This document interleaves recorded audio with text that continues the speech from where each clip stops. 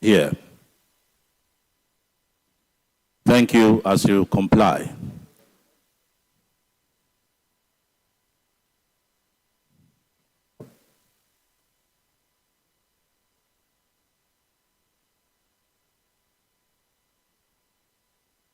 Once again, we will like to welcome each and every one of you to the Ogtan, HCD Conference Center, Human Capital Development. We would like to call on the next speaker, talking about Kazachiang Nuhu, Chief Human Resource Officer, NNPC Limited. And of course, he'll be speaking on the topic, the National Oil Company Perspective, what the National Oil Company needs from Nigerian trainers, and how NNPC is building its own workforce. Ladies and gentlemen, let's make welcome the Chief Human Resource Officer, NNPC Limited.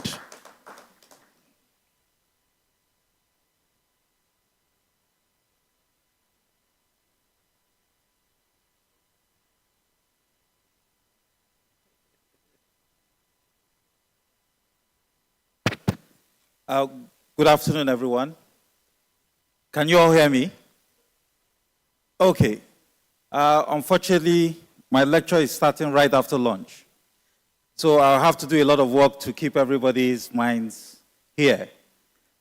Thank you very much. I'd like to just say good afternoon, ladies and gentlemen, and permit me to stand on existing protocol. I know that the day is far spent, so there will be no need just going through all the protocols. Let me use this opportunity to thank the leadership of Ogtan for extending this invitation, not just to me, but to NNPC. We indeed are very happy to be here, at least to share our own perspective and also to learn from the industry what the requirements are. Okay, so please can you just show my content? I'm just going to run through it as quickly as possible. The log that I have is a lot of the things that I have in my presentation have already been talked about, so I'll not dwell too much on them. I'll just, where I need to emphasize, I'll do that, and then we'll move forward. So please, next slide. So just looking at, by way of content, we'll be looking a bit at the industry, what is changing.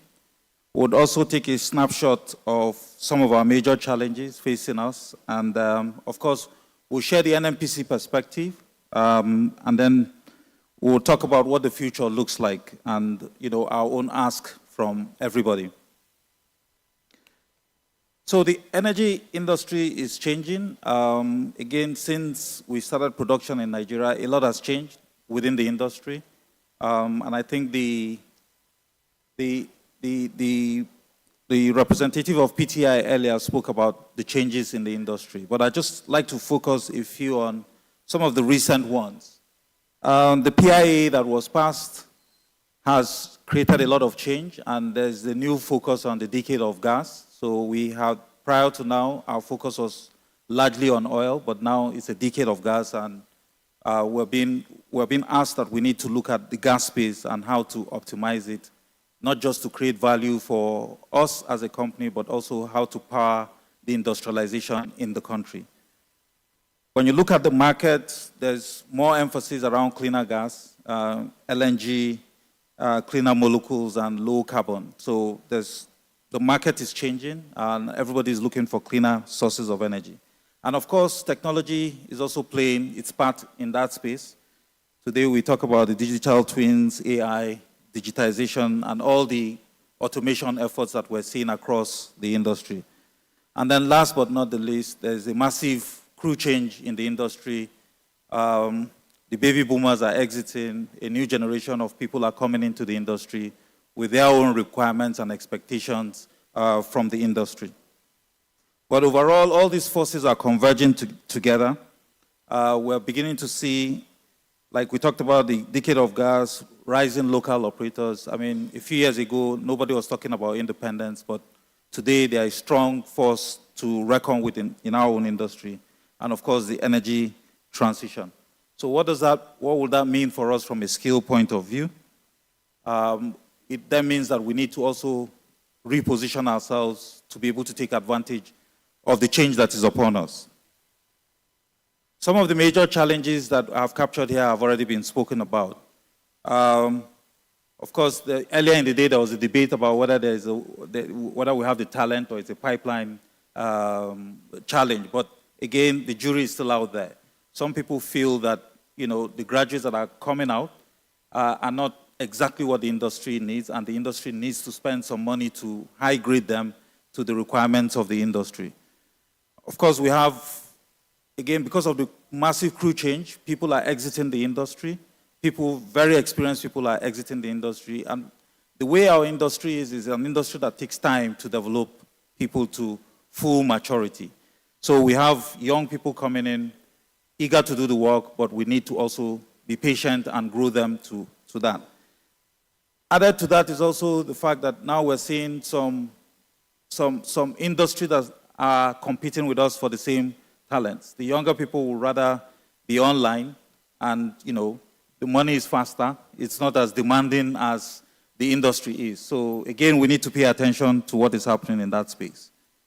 We've talked about the gap between the academia and the industry. I think on that one, we're pretty much agreed that there's a lot of work to be done. The academia needs to become the bride that we will continue to attract all of us. But we must also recognize the fact that a lot of work is already being done by different companies trying to upgrade that, but we will need to come together to find that solution. Process safety is one major gap in the industry. Assets are aging, and then, of course, with them come all the process safety issues that we have.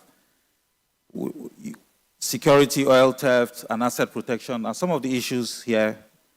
And then the local content and our local suppliers, again, are some of the issues that the industry is having to deal with as we go forward. A lot has been said about the technical and operational excellence, but I particularly like the perspective from the MD, ND Western, on the headquarters that used to provide the full support. Now that they are independent, the question is, where is that going to come from, and how are we going to upskill? Then we talked about the digital skills, and then the most important, again, is really around the commercial space. We can get the technical right, but the numbers also have to add up, because everything has to align with the bottom line. So while we grow technical people, we also have to pay attention to how we grow the commercial skill sets that we require in our industry. So for us in NNPC, in terms of training, we want to see trainers who just don't see themselves as vendors.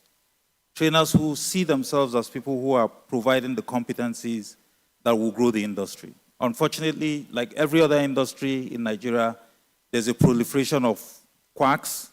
People see it as a place to make easy money. Just come in, submit a proposal, look for one or two experts, and get the things done. And that is what we are seeing.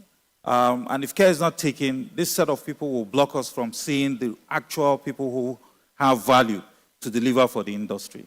So there's no day I get to my office that I don't see a heap of proposals coming from people who sometimes don't have a clue what they want to offer. So for us, what we expect from the industry is training that is linked to the business, that will impact the bottom line, improve production, help us on project delivery, safety, reliability, and also how to optimize our costs. Again, it has to be focused on gaps that we see. It's easy to send people to the US or the UK, but their challenges are a bit different from our own challenges. So we hope that the local vendors will be looking at our own challenges and creating solutions that will fit our own local challenges. So when you look at some of the things we have around oil theft and all of those kinds of things, those are places that we're looking for solutions. Then it must be industry current. People have talked about training not being dated. Training has to be not just relevant for today, but relevant for where we hope that we'll be in the future. And then it has to be globally benchmarked. So when I walked in this morning and I heard about the efforts that Ogtan is leading in terms of certification, that is where we want to be. And I think when we do that, we'll begin to bring some discipline around how people do training. And of course, we're looking for trainers that will also help us to be technology fluent, meaning that we're looking for trainers who will invest in simulators, digital twins, VA, AR, and the rest of them. Sometimes people think that service may not be able to be afforded, but the truth is currently, if you bring that service and all you ask us to pay is the same cost fee we would have paid, we'll be saving on other elements like the travel cost and all of that. So we do hope that those investments will be made so that we can channel a lot of our trainings in-house. And we also want our trainers to move from just being attendance-based and focus more on providing us assurance in terms of our capability. Move away from certificates to verified competencies, clocking class hours and man hours to focusing on real outcomes that we get from training, and then to personalize the training rather than the generic contents that we keep seeing. And then, of course, it's not just training as a one-time event, but also the follow-through beyond the training to make sure that we are measuring the outcomes that come out of those trainings and that, indeed, the client is getting the value that he expects. And most importantly, not just on competencies, but capabilities. So every naira spent on training must translate to safer plans and a skilled employee and a strong balance sheet. I think that is just a summary. We all need to get the value from the trainings that we do. So in NMPC, we do a lot of things to kind of deepen the capacity of our people. Right from the time when they come into the company, we take them through the initial professional development. Part of it is theory. The other part is they get to move around different competency blocks in order to acquire the competencies that they require to work for us. We are an integrated oil company, so we try as much as possible to expose them to the upstream, the midstream, and the downstream, so that as they grow and become senior leaders in the organization, they truly have the depth of understanding to run the business. The bulk of our recruitment is on the graduate trainees because they are easier to mold and shape into our own values and culture. And then we also try to provide the industry exposure. We leverage our shareholding in most of the companies that we're in joint ventures with to also send our people out there to get the experience and then come back into the company to deliver value. Now that we're a Kama-owned company, we're beginning to pay attention to succession planning and executive development as a whole because it is part of the requirement. And of course, in line with the 70-20-10, coaching is there internally to make sure that we pass knowledge from one generation to the other, and we also continue to support the professionals in-house. I think what is important for us as NMPC, I think is not really different from what we've spoken about today. A lot of the speakers have talked about it. Is really about the technical frontier that we need to cover.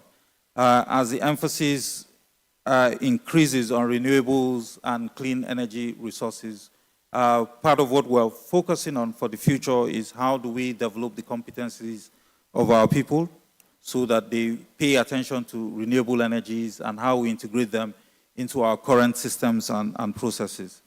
Gas to power is another area that we're looking at, and methane management as well are areas that we're looking at. So we look forward to people who have competencies in those areas to come and support us on this journey. The digital frontier is another aspect, AI in our operations. Again, I know that we're still at the early stages of talking about AI, but we do recognize that it has a tremendous value that it can deliver to our operations, both on the technical and the non-technical side. And those are things that we're paying attention to. And then to become cyber resilient and to use data for decision making.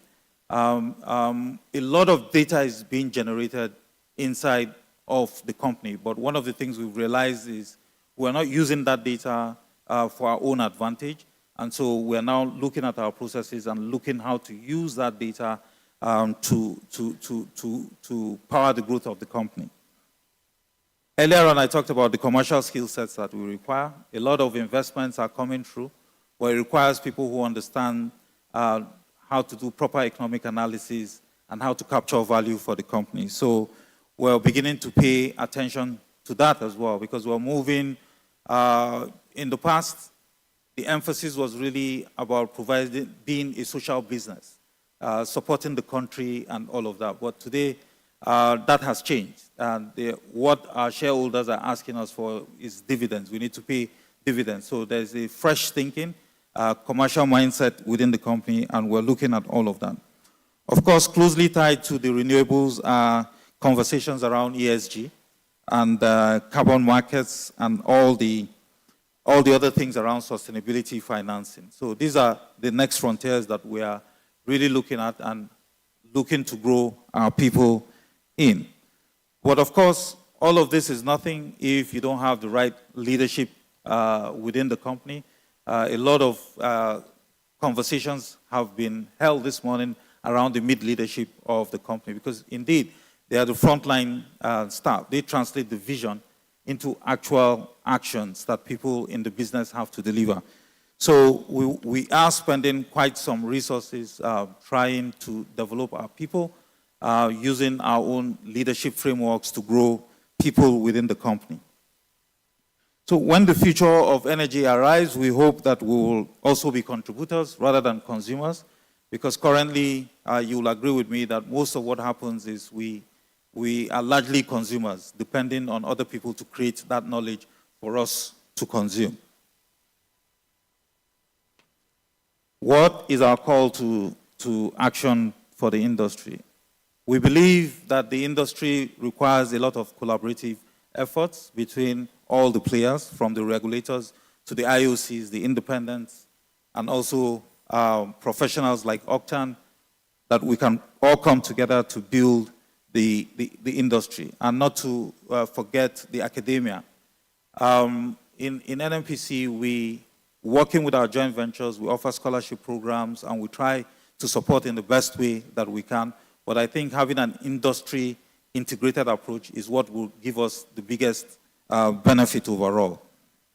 We expect that our trainers will rise to the global bar, and I believe that Ogtan has already started that journey. And I was very impressed just taking a walk around the exhibition hall today, seeing the efforts that people have done to grow their capacity and also offer training to the industry.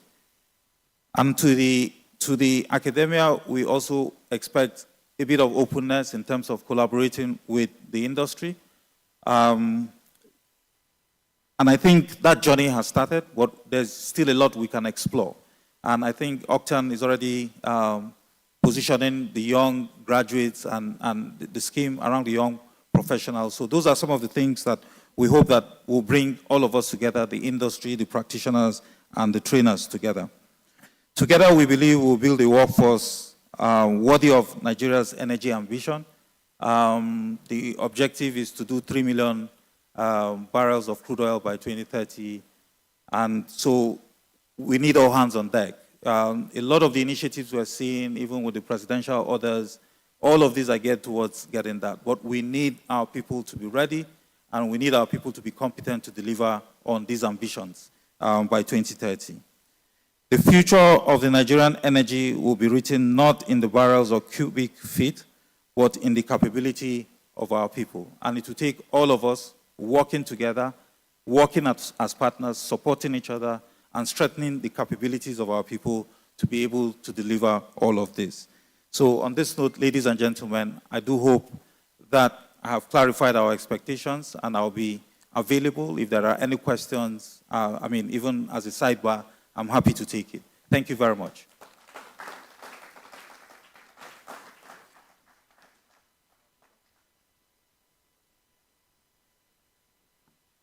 Thank you very much. That was the Human Resources Officer, NNPC Limited, Kazachi Young Nuhu. The collective voice of the international Beg your pardon, all protocols duly observed. Again, I'd like to welcome us back, especially those that joined while the last speaker was on his feet.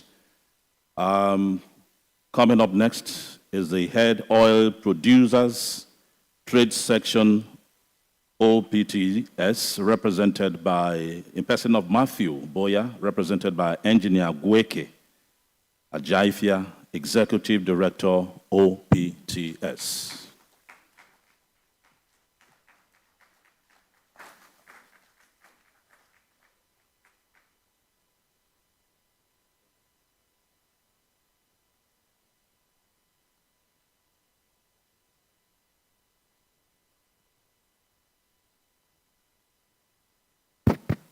Yeah, thank you very much. I want to, on behalf of Matthew Boye, who is the chairman of OPTS, convey his apologies for not being here. He had to attend a meeting with the president yesterday, and that was difficult for him to be able to come. First of all, I want to say a big thank you to Ogtan for organizing this inaugural ACD conference, particularly here in Warri, the town in which I was born. So I've been trying to lobby Fumi so that this conference will have its home here in Warri. Hopefully next year you'll be here. I would say that Ogtan has come a long way, and I must really appreciate the effort that has been put into the area of capacity building in the last few years.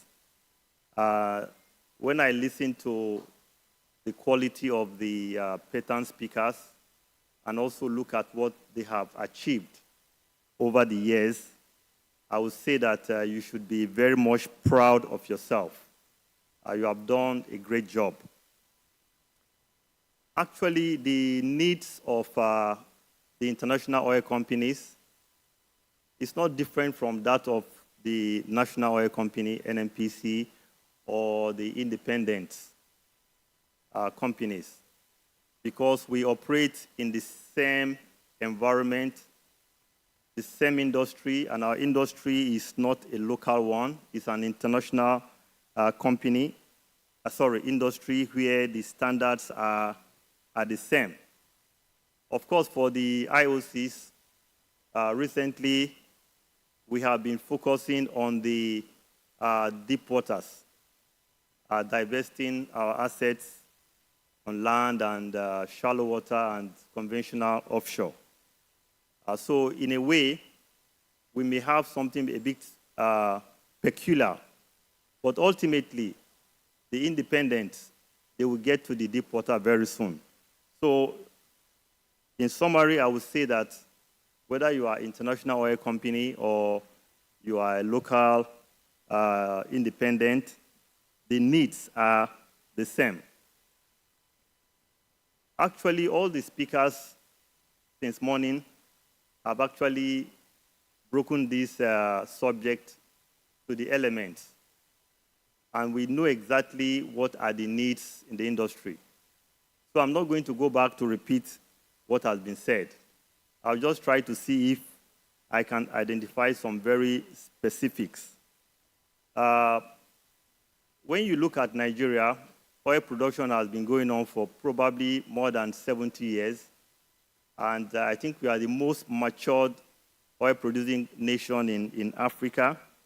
And we have a highly educated population that is recognized everywhere in the world. So Nigerians are doing very well, very smart people. So when you now start looking at the fact that we have the gap in terms of capacity, you start asking yourself why. But I think the answer is very clear. In the past, the international oil companies were actually leading in terms of training. They were training their staff overseas. Newly employed people were spending probably several years before they come back fully equipped. Like my professor said, when he was doing his NYSC in one of the oil companies, that was where he got the inspiration to set up his company. But what we see, like everyone has attested to, is that the baby boomers are already living.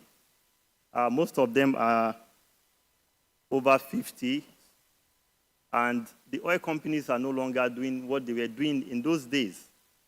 So you see that gap. And recently, OPTS was looking at the inefficiency in the marine space, in the marine operating space. We did a study, and what we discovered was that Nigeria was lagging behind, even in West Africa, when it comes to marine operation, vessel maintenance, vessel management, and safety. A lot of accidents were happening, a lot of downtime were occurring. And so we decided that we need to block that gap.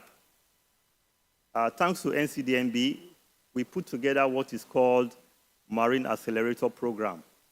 And this program has trained over 240 mariners. So the whole idea is to bridge that gap, because our industry is very cost intensive. And for you to maintain a sustainable operation, you have to elevate your level of efficiency, reduce downtime, reduce accidents, and you can only do that if you have a very competent workforce. So today, we have new situations that have developed. We have increase in marginal field operations. Recently, additional licenses were awarded, and the CC talked about potential projects that we should be expecting very soon. In fact, you know that the aspiration of the government is to hit 3 million barrels per day by 2030. That's about 4 years from now. And that is a lot of work. It requires a lot of capacity, competencies in order to back such a huge endeavor. Now, talking about 3 million barrels per day, one of my colleagues said it means 8 FPSOs to be developed between now and 2030. That's a huge aspiration. But even if we have the financial capacity, we may not have the human capacity ready to manage those huge projects. So what are our aspirations today? What are our needs? If you look at our oil and gas facilities today, majority of them have been there for many years, decades. So one of the challenges we are facing today is aging facilities. Pipelines are getting broken. Many old equipment are breaking down. So that's an area where we need to develop the capacity of our people to be able to manage these facilities that are aging. We need competencies to help us sweat the asset, to help us improve the recovery of oil from these facilities. Because as the IOCs are moving to deep water, we need to continue producing what we have. And there's still a lot to discover onshore and in shallow waters. So these competencies are still needed. Maintenance of our facilities is key. We also have new technologies that are emerging. The industry is not stagnant.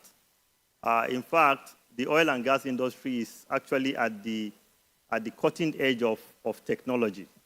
And that is why our trainers should not consider themselves just as fulfilling the Nigerian content. You need to step up and actually deliver at international standard. And I'm very happy with what Ogtan is doing. Ogtan is really self-evaluating itself, asking itself, how are we doing? That is really important because the international oil companies, they are ready to work with Nigerian companies. It is true that we tend to send our staff out of the country, but it's also an advantage for us to train them here. And one of the things you have to do is to demonstrate that you can deliver at international standards. That's what people are looking at, not just the certificate. So that's an area we need to keep in mind.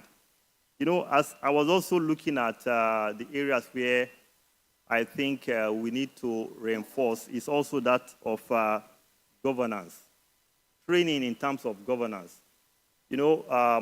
Most of our indigenous companies have to build up their companies in such a way as to continue to be there tomorrow. Without good governance, there's not going to be sustainability. So we need to create programs that will help them build that capacity. Ethics and compliance, very key. If you are going to source for international financing, these are the kind of things that the international investors will be looking at. We need to also be able to put our processes in place, processes that are international standards. We need training in the areas of strategy and long-term planning.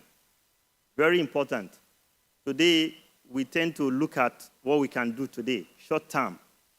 But why have the IOCs survived for several decades? It's because they look at long-term. And most of the independent, the smaller ones, may not have that capacity of how to plan for the future.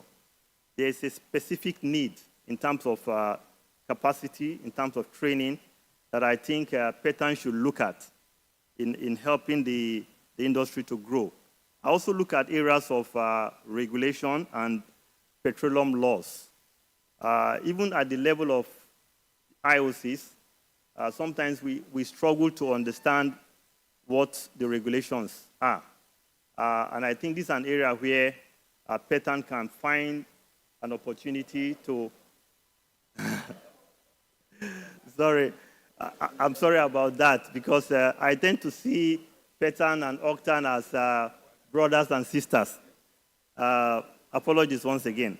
So I think that's an area that Ogtan can basically add value to the capacity of our people.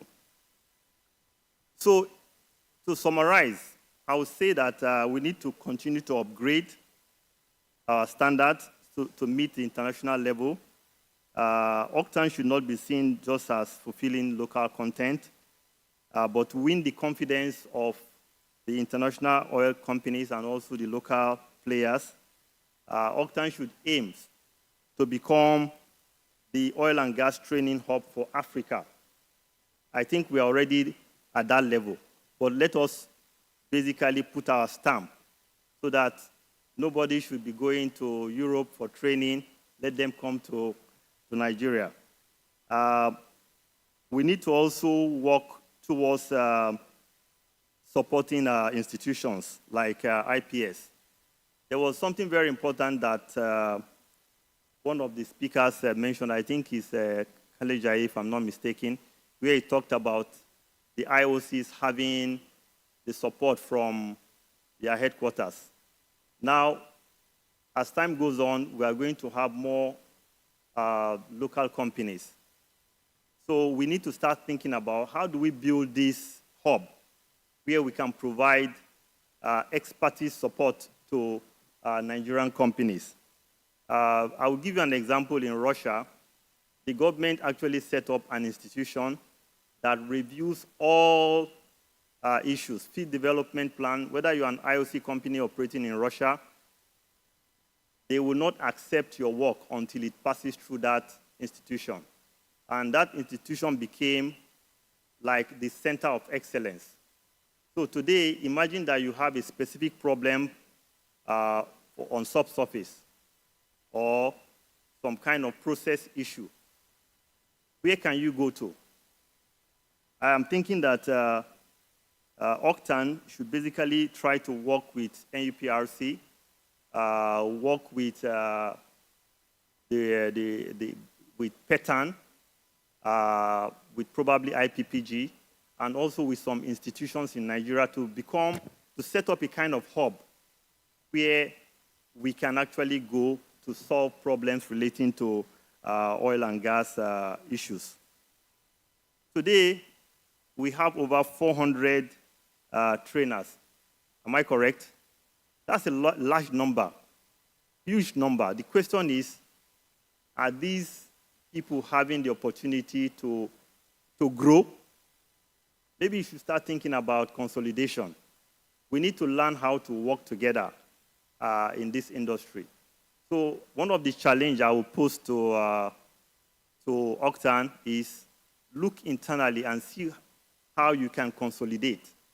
That way you build higher capacity, and then you can deliver more quality trainings to the industry. And then the pie will be big enough to share. So if we don't do that, I think that it will be, basically we'll see that people will see the trainers as people who just want to make money. So please look at that opportunity to consolidate. We are seeing consolidation in the banking sector, in other areas, and companies are also merging. And I will really encourage that we do that. Finally, I want to say a big thank you to Ogtan. I want to assure you that OPTS is determined to support anything that has to do with local capacity development. We're already doing it with NCDMB in a special way, and we are ready to expand this in other ways. We are also working with Ogtan to sign an MOU. And what that MOU does will be to make our member companies to see the benefit of working with Ogtan companies and increase the amount of trainings that we are going to be able to deliver in our country. There's value in having trainings domiciled in Nigeria because it costs a lot to send somebody out of the country. You think of the cost of flight, you think of ESTA code, you think of other costs. So when people see the quality of training that is delivered here, they will be incentivized to continue to patronize our Ogtan trainers. So once again, thank you for this opportunity, and I wish everyone a successful conference.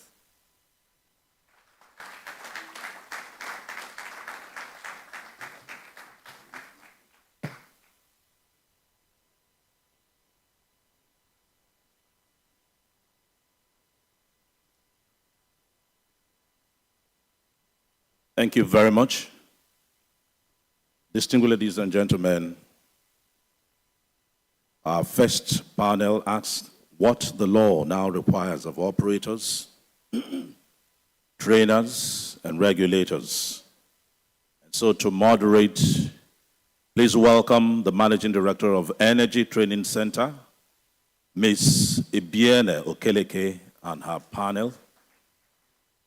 And to constitute this panel, we have Ikworia Amienewanu, GM Nigerian Content Development, Chevron Nigeria Limited, to please let them step forward. We have Engineer Sonny Ojie, Local Content Director, GeoZone SSA, Baker Hughes. And of course, we have Dr. Joseph Kariu, MD, Homerston Limited. Please put your hands together for them.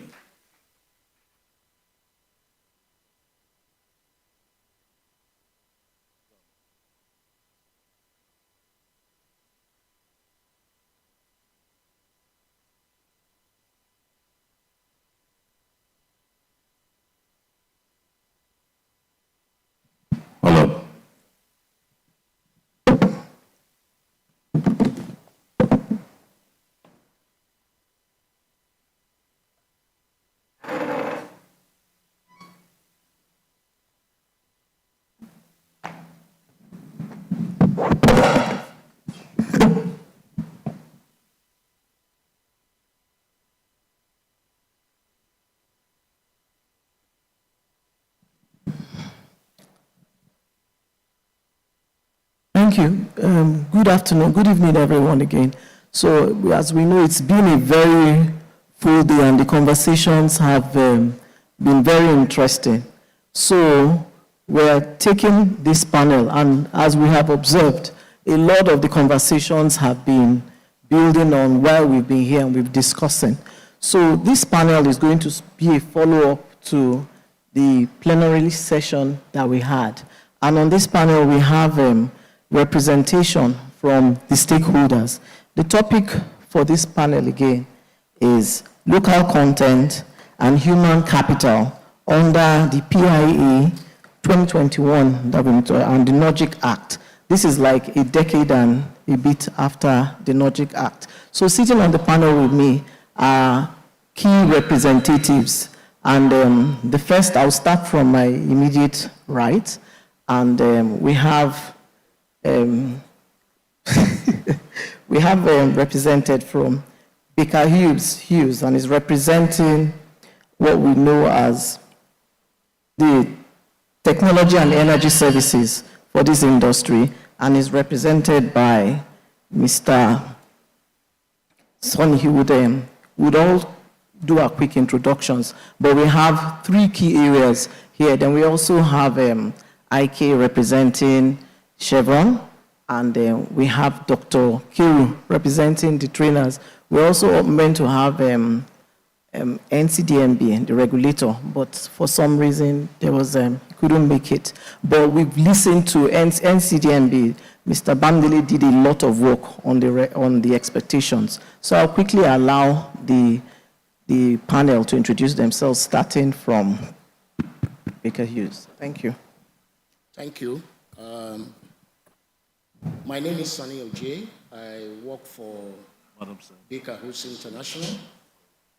I head local content, not just in West Africa, but look at other sub-Saharan countries in Africa. So I'm here to represent the service companies, the international service companies, looking at the capacity building initiatives and what value do they bring to the system. Thank you. Thank you. Good. Is it working? Yeah. Good afternoon, everyone, and thank you for your patience. I know that it's after lunchtime. So my full names are Ik Warrior Amiwanu. They call me IK as an escape route. Yeah, I am the general manager for Nigerian content development for Chevron, Nigeria and Mid-Africa region. And of course, Chevron is an IOC, and we operate in the deep water on the shelf. And I'll be speaking to the role we play and how we can partner with other stakeholders to drive HCD and really ensure that the industry is building those core skills and competencies that ensure that we are ready for the future that is promised. So look forward to a good discussion. Thank you. Great, good afternoon, everyone. I'm Dr. Kiru, and also Ogtan registered company, and I will be giving the perspective of the trainer with regards to all of our developments that has been taking place since morning. No nation, no matter how equipped they are, can be more advanced than the pedigree of human resource they have, regardless of whatever minerals they have. Like you're having a nation like Singapore that has zero minerals, nothing whatsoever, but guess what? They're number one in the human capital development because they're providing service. So Ogtan is positioned to bring this family of game changers with capacity building to impact the Nigerian terrain. So I'm looking forward to discussion. I have to do this session in 20 minutes, and it has to be interesting, engaging, practical. So I will need the support of the panelists to make it short. So my first question will go to Chevron. For an international operator such as Chevron, how do you translate local content and human capital requirements into actual workforce capabilities across your operations and projects?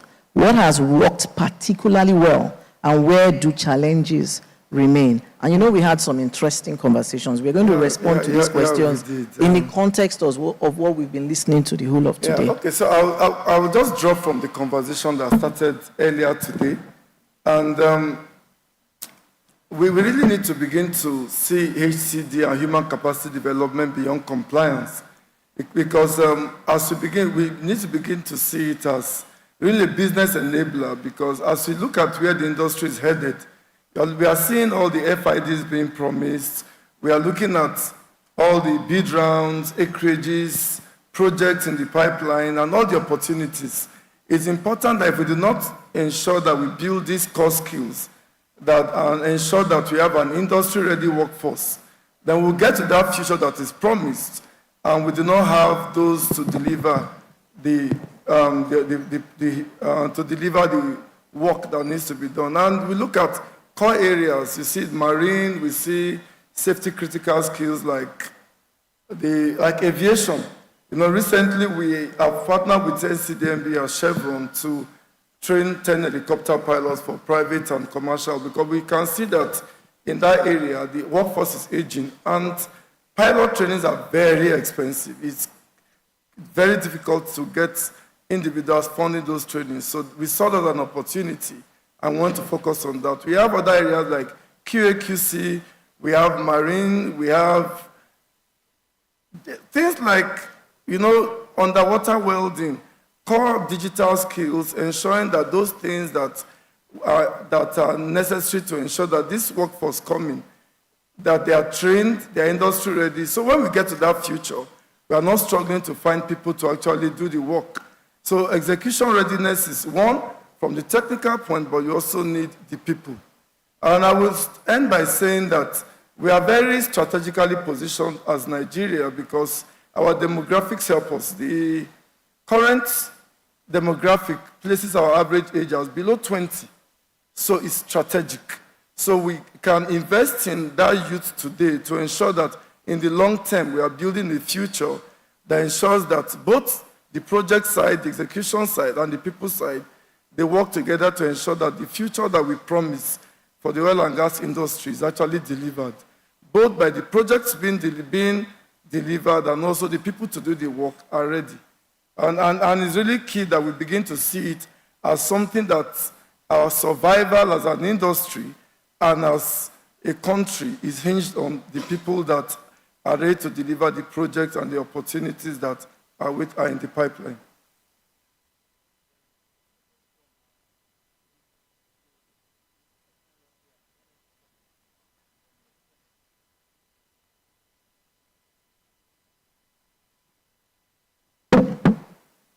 Can you hear me now? Okay. So moving to Baker Hughes, my next question will be directed to you. For highly specialized technical roles where international expertise has traditionally been required, what would it take to accelerate knowledge and competence transfer to Nigerian professionals without compromising safety, quality, or international standards? Thank you. Let me start by saying that compliance has brought us to the stage. It will take competition to remain and sustain businesses in the long run. I think the area of compliance, we're doing so well. For the international service companies, I will situate my discussion on the experience we've had in Baker Hughes. Let me take, for instance, a subsea engineer that is being trained. One of the speakers in the course of the presentation talked about tree assembly. I think we've gone beyond tree assembly. Currently, we are refurbishing trees in One, in our Center of Excellence. And trainings were carried out for Nigerian engineers, especially the HCD training. The first training we had was 14. All the 14 we absorbed. And currently we have over 95% field service engineers in Baker Hughes. The tree refurbishment is done by Nigerians that has been trained at the back of HCD program. And that is a very big milestone. How did we achieve that? through a structured competency development program. These guys were exposed independently, they were supervised, they were also exposed to the field. And that was why I asked the question, how can we address the issue of bed space? Because for you to have a complete training, especially around OJT in subsea technology, you must be exposed to the field. But that has not happened. How did we achieve that?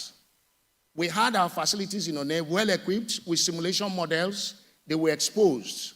And at the end of the section, over all the trainees that were absorbed, the first was 14, the second was 16, and the third subsea training was over 55.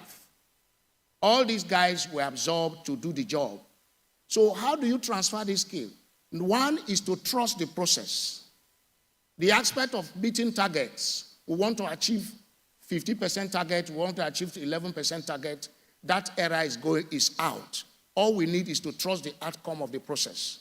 And one of the ways you can do that is to ensure that you monitor the process, you ensure that these guys are empowered, these guys are deployed at the end of the training, because if you carry that kind of technical training without deploying them to the field, at the end of the day, you go back to square one.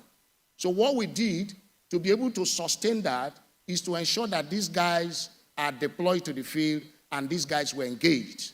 That is the way to go. Another way is that the trainers themselves, in the course of that selection, joint selection with NCDMB, we took a rigorous process to make sure that the right people are selected. You can start a training, and most of the trainees may not be interested to continue in that process. So the willingness and the commitment on our part and the willingness on the part of the trainees is also a factor for that technology or skills to be transferred to the local, to the trainer, to the trainees. We did that consciously and with genuine intentions to ensure that that technology is transferred. Now, the aspect of tree refurbishment, I go back again. Trees were being refurbished in Aberdeen. We bring out the trees from shared locations. We take them to Aberdeen for refurbishment. A lot of capitals, a lot of funds were lost. But after a very critical thought within ourselves, we came back and thought about the process of building this capacity in country. And that has led to cost savings. For most people that say local content is expensive, yes, it may be expensive at the beginning, but at the long run, there's always a value to get from it.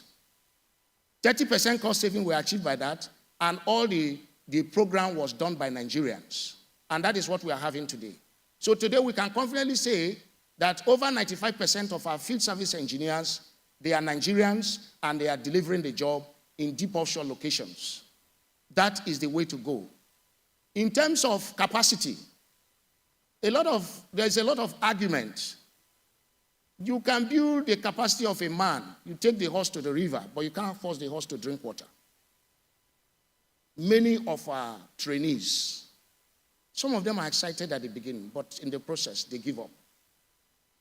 So one of the process or ways or strategy of encouraging them is to ensure that at the beginning of the training, there must be serious commitments from the leadership of Baker Hughes or the service companies, and also from the trainees, and also from Ogtan provider. Because one of the unique things is that we partner with Ogtan providers to be able to deliver most of the training that is being done. Before now, people think it's not possible. But I want to salute the leadership of Ogtan. Majority of the Ogtan providers, training providers, are doing so well. And that is why we keep going back to them. Besides the fact that it's a requirement for training, some of them are committed, some of them are focused, and the facilities they have, they've used it judiciously. So we keep on collaborating with the Ogtan providers to ensure that the right training is done. In terms of technical skills, there are certain skills that is required. Now we are going AI, the digitalization era. We need more of the automations. And you can only do that when these guys are exposed. Professor Onyekawun said, you did not train them on what they want to hear. I don't know how he put it, but he said, People can only receive what you give out. Many of the trainers are giving what they have trained to do, but there is still a lot to do in terms of capacity.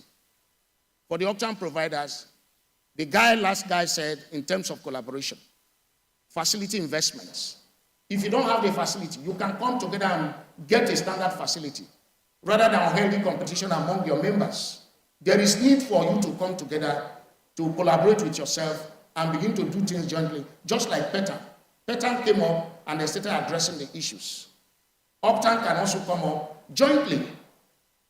Forget about unhealthy competition. Identify your gaps and deliver the trainings jointly. That will give you more value in terms of delivery. So capacity. But the era of targets, we want to achieve 20% target, we want to achieve, or you want to pass the audit, that era is gone. We need to begin to look at the outcomes. We need to begin to look at deployment. Are you able to export skills outside of Nigeria? Are you able to deliver job in the Gulf of Mexico? That is the direction to go. Not just the certification alone, but ability to deliver job beyond the shores of Nigeria. That is one evidence that you are building real capacity. Thank you very much. So you've done a lot of speaking, leading to the next question for the training provider. And this question is, one criticism of, which is what he has said a lot of local content human capital programs, is that we sometimes focus on the number of people trained rather than whether competence has actually been developed. From a trainer's perspective, what must change if we are to move from training for compliance to training for competence and performance? And in answering this, can you also speak a bit also on collaborations going on in Ogtan? Thank you. All right, thank you very much. I think the first thing I would say is welcome to Ogtan.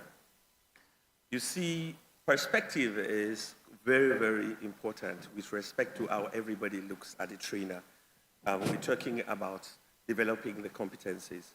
The trainer is normally referred to as a subject matter expert. In other words, this guy knows about it, he's an engineer, so that makes him a trainer. No. The engineering is human science of having the affective psychomotor as well as cognitive loads when you are delivering training is very, very critical. Analysis, we have the ADDIE, analyze, design, develop, implement, and evaluate. Now, within doing that, you are training people, you need to know their preferred learning methods. Are they reflective learners? Are they visual learners? Are they, there's a third format of learning I'll remember just now, but these are the avenues. And training is a massive industry when we're delivering capacity. You pick, first of all, for example, the operator is there. He has a role. Let me say a senior process engineer, all right? Now, the roles and functionality comes with task, which is in his job description. Now, each of those tasks is tied to the competencies, the knowledge, the skills, the aptitude areas. And we, as trainers, will engineer those to bring out a certification that is tied to the NSQF, which is the National Skills Qualification Framework, to get a certification. So that's a whole process, starting from beginning to end. Within this industry, you do have the assessor, you have the instructional designer, you have the e-learning specialist, you have the LMS, and you also have the curriculum developer and designer. So these are specialties within the training purview. So seeing the trainer as, one company that does this going to the other, then brings an area where the developing and the designing of these things becomes a challenge. Now, if we're going to the area of collaboration, within Ogtan ourselves, we have what we call, you have competition, which is different from competition. What is competition?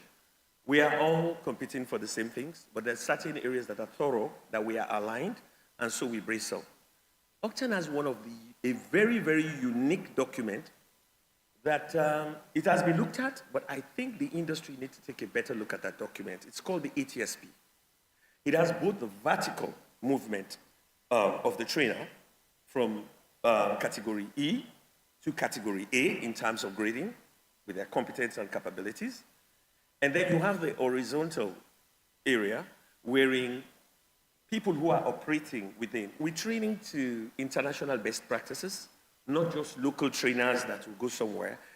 The ATSP crafts the competence and capacity of the average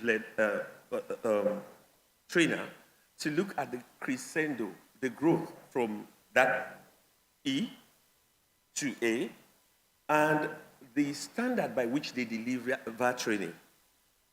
If we should capitalize from what we are getting from the past, the sayings of okay, certificates, blue collar, white collar, how do you get that?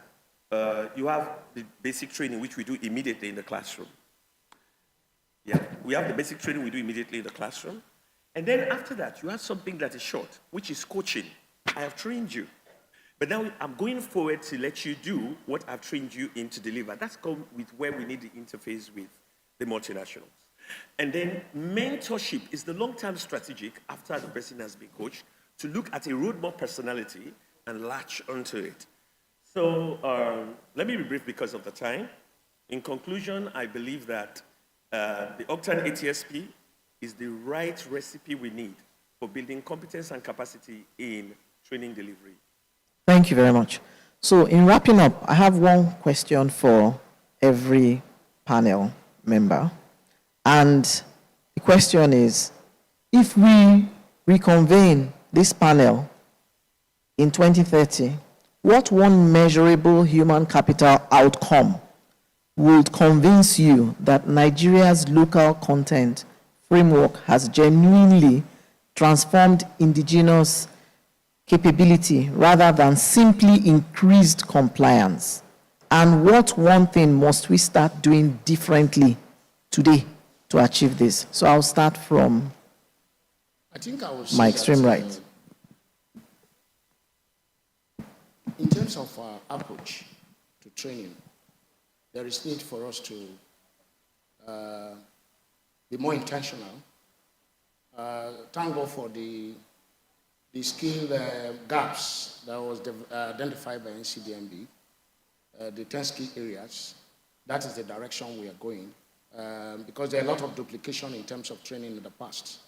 But with the field readiness program that have identified the 10 skills area, and one of them is subsea technology, digitalization, AI, we need to begin to be more focused and begin to produce and train field service Nigerians in these core skills and technology that is going to sustain us for the future. Because we are not just training for now, we are training for sustainability.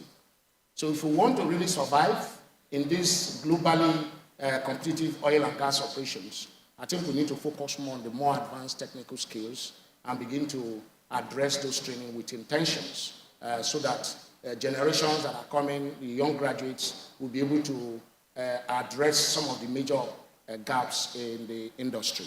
That is one. Two, we begin to want to see Nigerians being exported, skills being exported across Africa. We are training for Africa. We are not just Nigerians. Nigerian field service engineers should be found in Angola. And I tell you, most of our field service engineers are working in Angola, they are working in Namibia, they are in Ghana.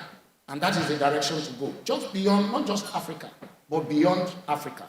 We want to see some of those outcomes, some of those trainees, graduates, begin to work in international environment. That is a signal that the certification we have received is globally recognized. That is the best way to go. Thank you very much, sir. Ike. Yeah, if I forecast into 2030, and I'm asking, and one of the things that we should ask ourselves is, this conversation we are having today, we should not be having this conversation. Because what this conversation today is, we are trying to build industry-ready skills. We are trying to ensure that those core areas that the industry needs, we are developing those skills. Two key things that are keys. One, is that we get to that point and Nigeria becomes a country where all these core industry skills are available in surplus.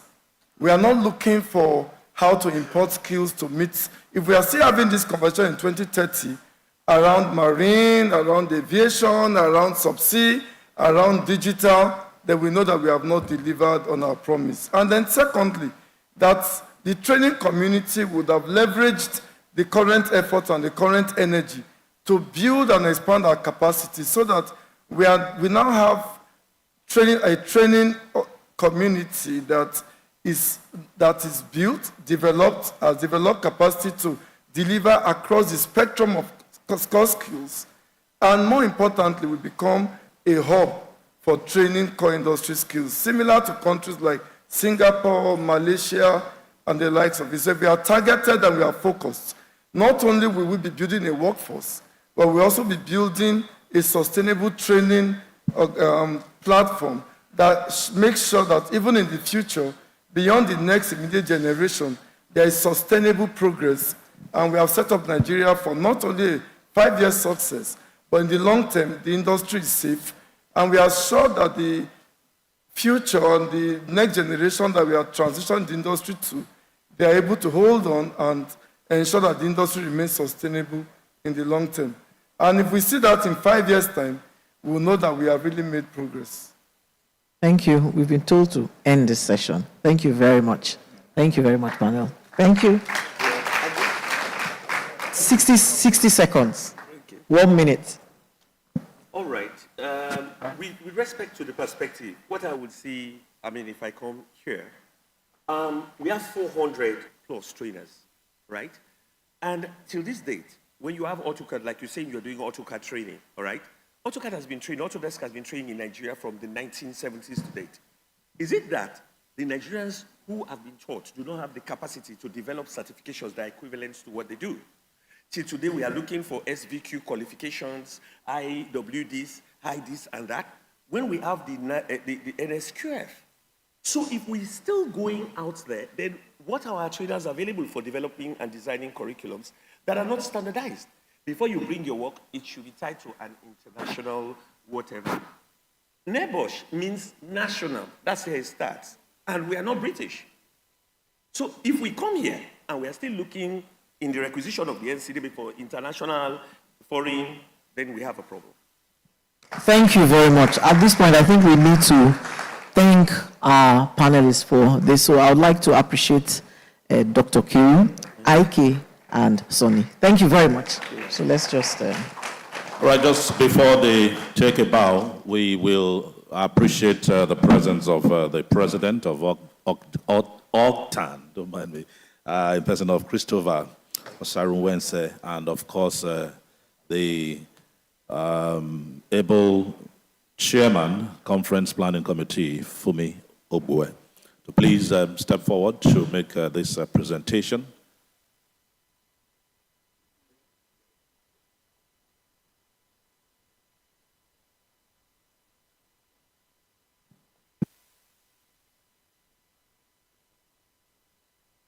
Right, group photograph first.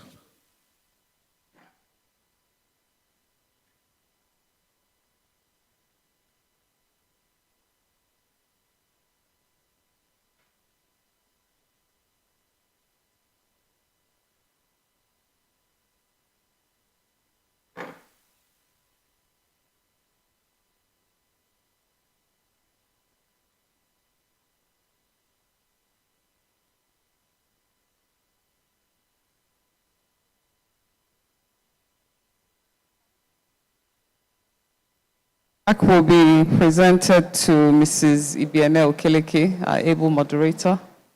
Thank you very much for moderating this panel. And the next plaque will be presented to Ike. Thank you very much. I've joined the short form family. The next one is to Sonny, Engineer OJ. Thank you very much for bringing your perspective to the panel.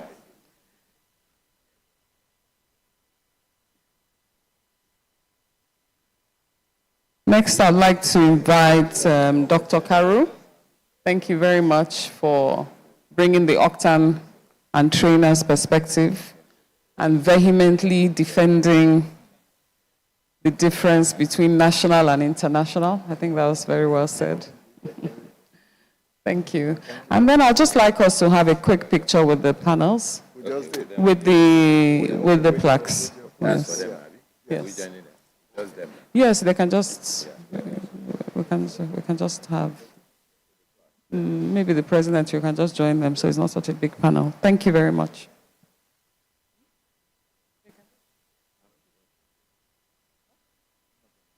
Well done. No, it's fine.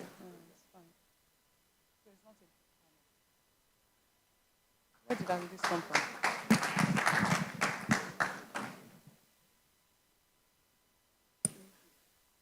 Thank you very much. Please, let's give them a round of applause. Now, where the workforce is short, and what is it cost us, distinguished ladies and gentlemen, to moderate this all-important panel, the Group Chief Executive of Workforce Group, Mr. Folonshaw Aribisala, will be moderating. Let's put our hands together for him as we invite him here. And of course, 7 panelists, one of the largest panels of the conference. They'll be speaking 20 minutes. Maximum 20 minutes. And of course, the composition of the panel, we have Kazachiang Nuhu, NNPC. We have Tiza C. Goji, NNPC Academy. Femi Kolawole, ND Western. Engineer Chemirega Ruben, Western Diamond Energy. Dr. Ken Anierobi, Nexus Alliance. Anibasa Usman O, Clean Nigeria Associates. And Obetin Mbang Hobag. Okay, thank you very much. We have 20 minutes, so we're going to jump into this quickly. And my time, as time starts now. So, ladies and gentlemen, thanks for accepting to be on the panelists. We're only going to take one question. So I'll go to the core of the conversation for each of the my wonderful panelists. Fortunately, I have all people that develop talent, people that hire talent, people that pay for talent, and people that organize development of talent. So we have all perspectives here. Now, the difference between somebody being trained and somebody trusted to do the job is where this sits. That the fact that I have a certificate and that I can deliver on that. So I'm going to start straight with Dr. Ken. There is a balance we say in HR that we borrow from medical practitioner, that prescription without diagnosis is malpractice. And I see a lot of malpractice going on in the human capital development space, whereby we act almost like drug dealers. There is a problem, we run the training without running the proper diagnosis. The starting point of every single developmental opportunity should be proper diagnosis, and it should end with a diagnosis as well to evaluate the impact. So what has your experience been with respect to proper diagnosis within the industry, and how should this be done properly to ensure that we can get full value of the amount that we spend on human capacity development within the oil and gas sector? The floor is over to you, Dr. Ken. Okay. Thank you very much. Yeah, I like that analogy. You know, when you want to treat somebody, you have to find out what the problem is. I think for us in the industry, the point about assessment of competence is an area, certainly an area for improvement. Okay, so when you're talking about assessment of competence, the first thing is that you've got to have a framework in place. And you know, if you look at what is going on, it is not the case that every provider and every operator have got a framework in place. And when I'm talking about framework, it's not just to have a framework, it's to have a framework where the standards that are established are based on what you do, what your business is doing, the things that people are actually doing. Okay, because you could import a framework and then you have all those headlines, but the standards that they stipulate don't relate to what your people are doing. So that's the first level, having that framework. The second thing is about how you use that framework, the assessment process. I mean, there's a standard of doing it. If you want to assess a competence, you get the individual to do the thing, okay? If you want to find out if somebody knows how to ride a bicycle, you certainly can't do that without letting the person ride a bicycle. So the point is, how do we do that? Do we do that in the assessment that we conduct? Okay? So that's also an area where this diagnosis thing has a gap. If you don't have a framework that is realistic and you don't do the process of assessment based on the real things, tasks that people do, you're not likely to come out with an output that reflects the need you're going to have. And so when you go to the next step, where you begin to think about interventions, the commissioning, the treatment, you probably will be dealing with a diagnosis report that may not help you to close the gap. So that's why I see a challenge for us in the industry. So it's something about discipline, because these processes exist. Are we disciplined in the way we apply them? Okay, and you could actually extend it to a level of compliance issue. And when I'm talking about compliance here, it's not about the regulations, but how are we compliant with our own processes that we use to do Thank you very much, Dr. Ken. Sorry, I'm jumping in. I can hear TikTok behind me here. So I remember the first panel, and I sat through, and I could hear something that I heard from many CEOs, from the CEO of Andy Western, and he says that, the objective is to identify what the business need is, and the business need should specify exactly where we spend money on human capacity development training, and that makes sense at the end of the day. So I'm going to come to Mr. Kolawole, since I'm sure that he works hand in hand with, just to share a bit of their internal secrets. Now, if you look at development, we start from where Dr. Ken started in terms of identifying the gap. There is first the business need, yes, which is one level of gap. Then there is the individual gap between what they can do and where they need to perform. Yeah. And then there is another challenge in terms of how do you now develop the right training, balance between classroom and practice, which Dr. Ken mentioned.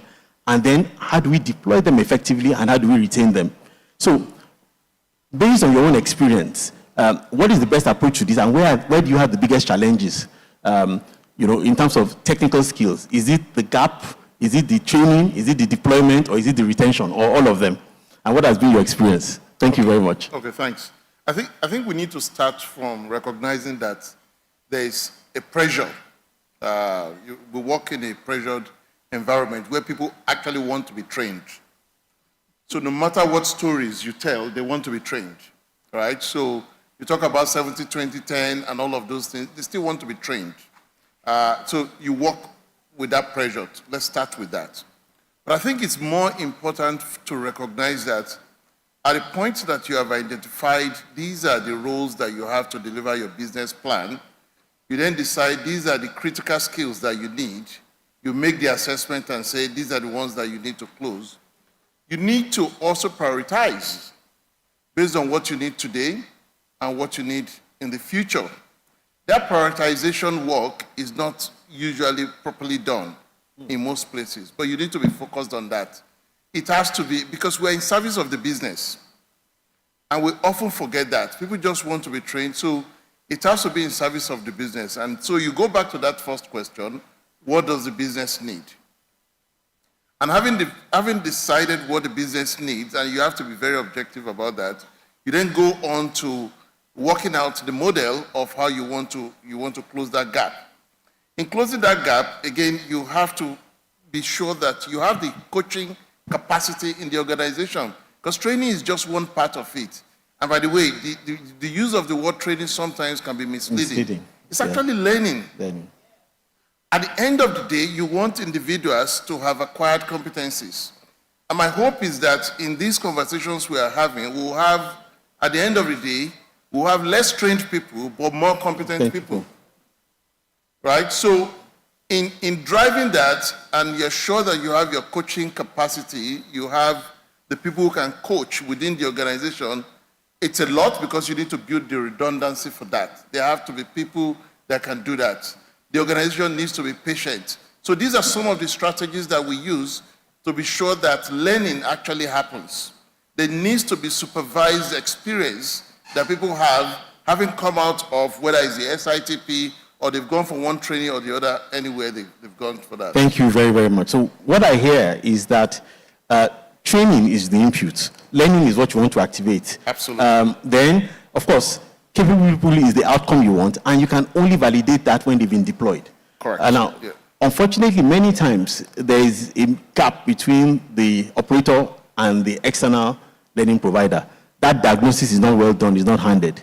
So you get off-the-shelf training, which also affects your return on investment. So closer working together will work. Thank you very much. I'm going to go to NNPC, CHRO now, very quickly. I heard him saying the change of guard. He mentioned it about 3 or 4 times. I know that they've had given opportunities for people that want to exit, very experienced people, and he's brought in over 1,000 young people, to fill their space. But it's not as easy as in and out. How do you replace an equipment engineer that has 32 years of experience? He has learned things that were not in the training manual. And how do you codify that knowledge and capture it and transfer it effectively to the young people that you are bringing on board in a way that there won't be a drop in productivity, in a way that they can meet the job to be done, so that we're not looking for numbers out, numbers in, but it is competent people that we're bringing in. And then, that if you have that codification, NNPC is a partner to every operator.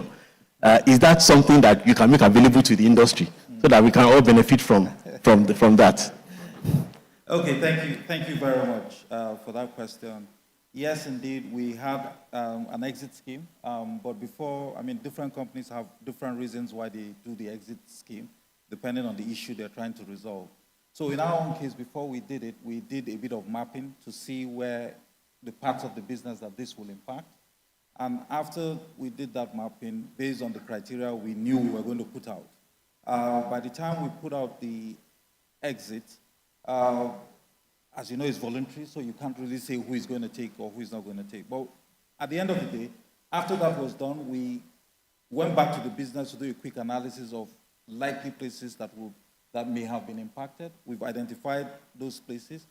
But what we did ahead of that time was that the people we suspected would likely leave, we had already started documenting the knowledge that they had. We had clear knowledge sharing sessions with them. We also documented their tacit knowledge. Of course, all of that, within a short time, you will not get everything you want, but at least it helps you to plan for the future. The second thing we also did was to also put a retiree retention scheme in place. Now, what that means is, yes, even if you go, we're still in touch with you, we know where you are, some sort of alumni network, so that anytime we need that skill, we can call on it, on whatever arrangement that the person is interested in getting into with the organization. The other things we've done is also to begin to document our processes a bit better, because it helps to make sure that we keep that knowledge inside of the company. But to avoid that kind of situation in the future, we're now paying more attention into our technical development for the people that we have, the critical skills that we have in the company. We're mapping all of that, and then becoming more deliberate and intentional in terms of how we develop them, so that when we have these kinds of things, we already have people that are sitting behind them and will pick up easily and move on. So these are some of the few things that we've tried to put in place to ensure that we minimize that impact. Okay, thank you very, very much. And that's important. I think I saw data that the average age in your industry is 56 years old, and 50% of the industry retires in 10 years. And unfortunately, you have only 12% of the industry under 30. So ability to transfer skills, in fact, we're in a crisis point that it will be impossible to move to the 3 million barrels if we don't develop the talent pool that is required to do that. So I'm going to move to Dr. Goji next. I know he works with you, and part of his own role is to drive the learning function and the learning process through the academy. So focusing on technical skills, Dr. Goji, how do you assure that when NNPC Academy has delivered a training program, that the delegates that come out of there are job ready and can be trusted by the supervisor, to operate the equipment that will be handed to them? What is your process? How do you validate that? And how do you design the process to ensure that works? Thank you very much, Dr. Goji. Okay, thank you very much. For us in NNPC, what we do, after every training, we always have what we call post-evaluation to know that actually learning has taken place and competence is passed. And then we also have supervision validation, so that when you go back after every training, there's always a feedback from your supervisor to give us assessment of what has been passed on and how competent are you in doing your job. Secondly, we also have a feedback post-evaluation of also the trainers that we use, because at the end, the post-evaluation by the participants tells us if actually the objectives of the training have been met, and if not, we all have engagement session with the vendor to ensure that those gaps identified by the participants are closed. And after closing that, what do? We also ensure that the trainer also goes back to have another session to address those gaps that the participants have identified. And by so doing, we have a document and where we have lessons learned, such that when we find ourselves in that kind of situation, we don't start the process all over again. We go back to the document and revalidate what we have done. Thank you. Those can benefit from this. This is not for only NNPC. No, it's not only for NNPC. We also do that for NCDMB and other players in the industry. And in addition to what the CHRO said, we have what we call the experience retirees. We have a database of the retirees where we have subject matter experts in your various fields, such that when we need your service and your competence to pass on to the new staff, we always can bring them back. We can bring them. Thank you very, very much. Okay, so I'm going to move to Mr. Ogtan quickly. The interesting thing is that because of where you sit, you see requirements before most of us do. People come to you when they have hard-to-fill roles. So from your perspective, when we're talking about technical skills, what would you say are the 3 to 4 most difficult roles that you struggled or is difficult to find? And what should the industry do differently in terms of building these roles to make it easier, to make those roles available within the industry? Thank you very much. Okay, thank you so much, moderator. Yes, just like you said, in the industry, there are some roles that, regardless of how you try filling them, you just see that the number is not always there. And getting people who fit in there will require you to do more than what you have been doing.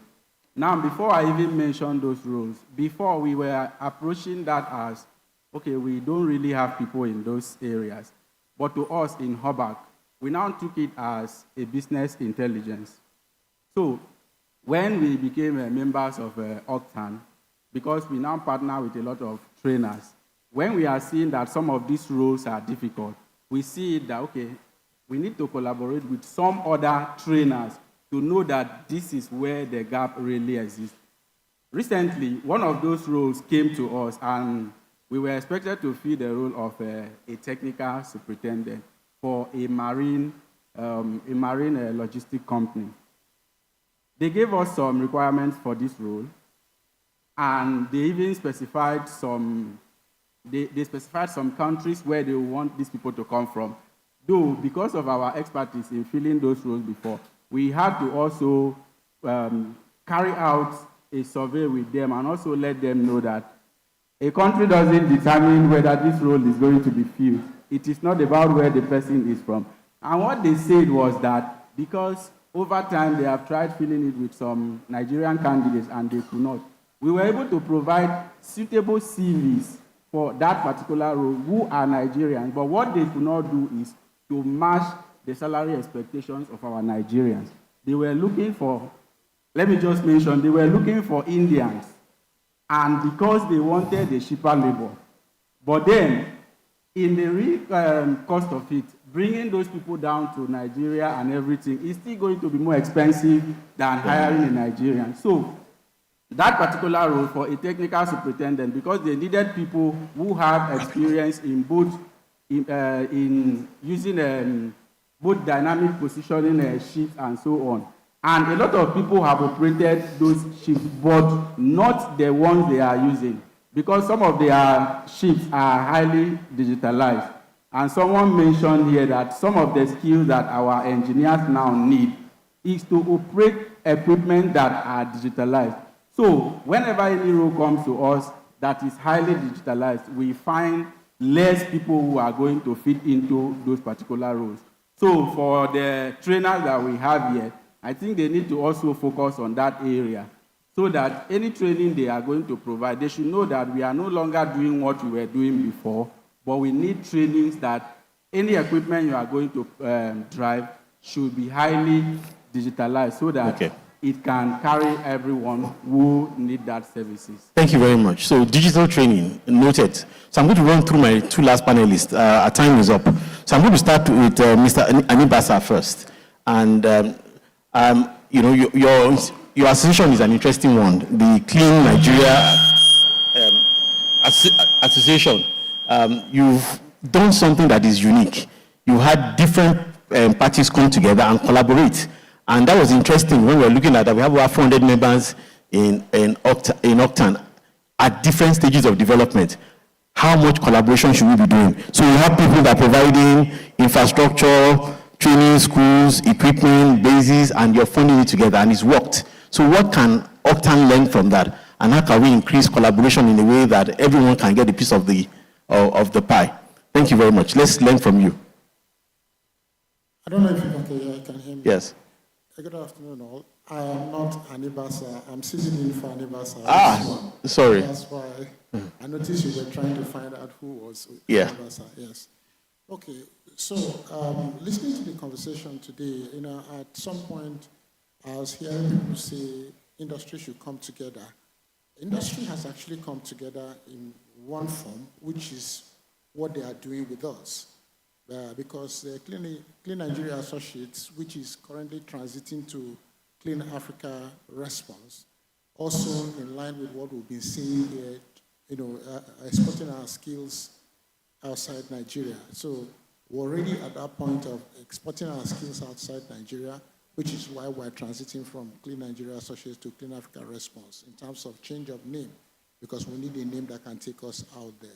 So the industry is already collaborating, and they are collaborating in the sense that if you look at the cost implication of everybody setting up an OSP response organization, which will deal with major spills, what it means is that if we have 50 oil companies in Nigeria, they will all have the men and equipment that we have. But they have come together to look at it in terms of cost and the fact that it's the same standard, and it will hardly happen that everybody will have that major spill at the same time. So they set up the cooperative, and which is what I think a whole lot of things we are saying today can revolve around. The industry have come together. It's just about extending what they have started doing in other frontiers, whether it is training or in other aspects of technology. So I think one of the things I can say is for this existing body, and in terms of this collaboration, it probably will be a platform where some of these ideas can be hashed. How can we extend what we are doing beyond what we are currently doing into other aspects of the business? Because you're going to find all the operators in one room in this aspect, and then you can then have engagement. So thank you very much.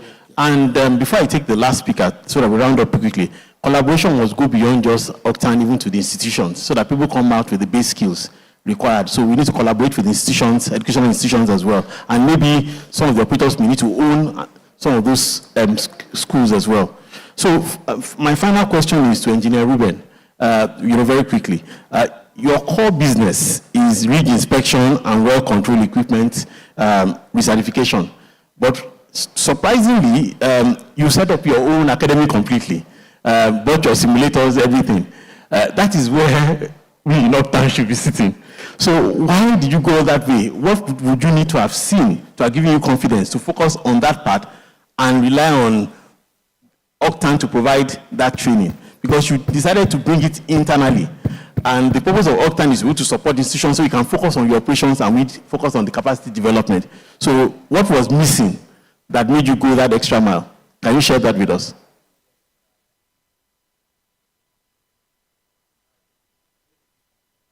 We looked at the need in the industry.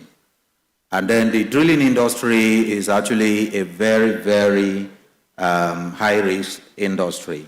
You know, there is no chance where you will maybe make a mistake and you redo yourself. Typical examples are the Piper Alpha incident and a couple of other incidents. You know, so it's almost like the pilot in the air. I believe that you're not going to let a pilot that has never flown a plane once to start flying one. If you know, you will not board that plane. So what do we do in Western Diamond? What we do is actually to get a simulator that operates in the real-life environment of a drilling rig. That means, you know, within my facility, for instance, in the morning we talked about the NUPRC providing data and all of that. Now, if we actually have a well-profiled data right from spud, you know, to completion, you can actually come to our facility and you run it from your spud down to your completion. You're going to meet all the trajectory and every single thing. You condition your mud, you condition your casing, your tubings, and every single thing, and you're going to see all the life problems that you are actually going to have. Now, in the drilling industry, we have what is known as a DWOP, that is drilling well on paper. But instead of doing a DWOP, you can actually do what is known as drilling well on simulator, you know, in my facility. That means you can simulate your drilling right from, you know, like I mentioned, right from spud down to your completion, including the mounting of your Christmas tree. Now, we did that because we didn't want anyone that we trained to go to the field and then make a mistake, and then we have it like it is coming from Western Diamond. So we got this, and then along the line, we start seeing a whole lot of people, not just the people who come for, you know, commercial training and all of that, but we identify needs. You know, I'm also that Western Diamond is actually one of the companies that has a whole lot of, you know, NYSCs and ITs and all of that. I can tell you that about 90% of people that we are going to see on daily basis are actually people that are transiting at one point in time or the other. So people come in and then they are trained and they move. Now, going beyond, I'm rounding up, going beyond the simulator, what we have done so far, we're actually waiting for the parts to come in, is we are actually building a drilling rig itself. What I mean is a live drilling rig that we are actually going to use in drilling. We've set all the parameters and all of that, and we're talking about making it digital and then going into the AI and all of that. We are recognizing from some of the institutions and all, we are looking at them, people who are coming out who can actually do things like machine learning, automation, and all of that. We are looking at bringing them all together and putting them down. Now, we need this to work. You've been identified to be able to do this. Now, you begin to do this. So that's exactly what we are looking at in Western Diamond. All we are doing is try to bridge that gap, and in trying to bridge the gap, we want to have people who are field ready. If you leave our facility, you can go to the field and start working without a problem. Thank you very much. Thank you very much. Brilliant. So just to wrap up, what we've heard is that training is the input, but competence is really the desired outcome. So maybe we should move away from compliance to impact-based training, and we should stop asking about number of people trained in terms until number of people have been deployed effectively, And it's at the deployment stage that we can really measure how effective our training has been. So thank you very much. Please help me thank my wonderful panelists. Yeah. So, yeah.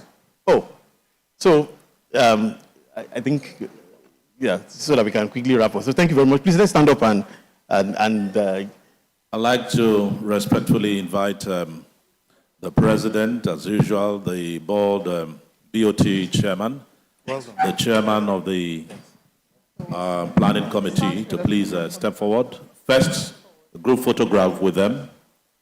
And after that, the award will be presented to them.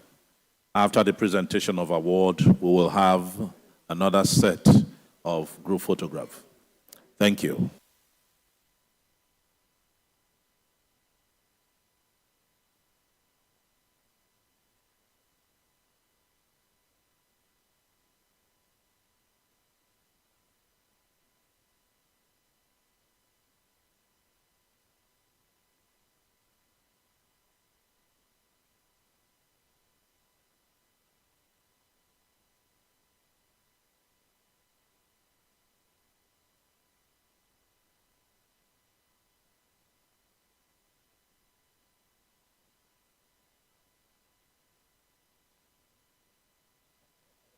And the next plaque will go to Mr. Kazanuhu. Thank you very much for participating.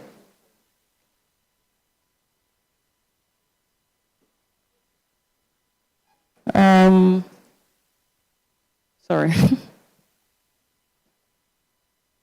Mr. Goji, Dr. Goji, thank you very much for participating.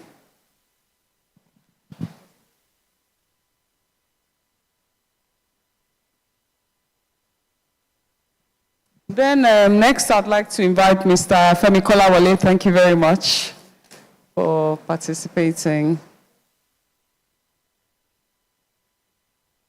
Dr. Ken Anirobi, please receive your plaque. Engineer Temeria Ruben.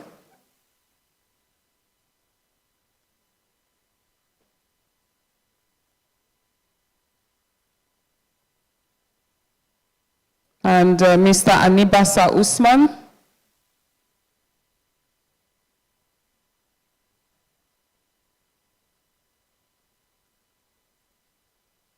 Mr. Obiten Mbang, thank you very much for your participation.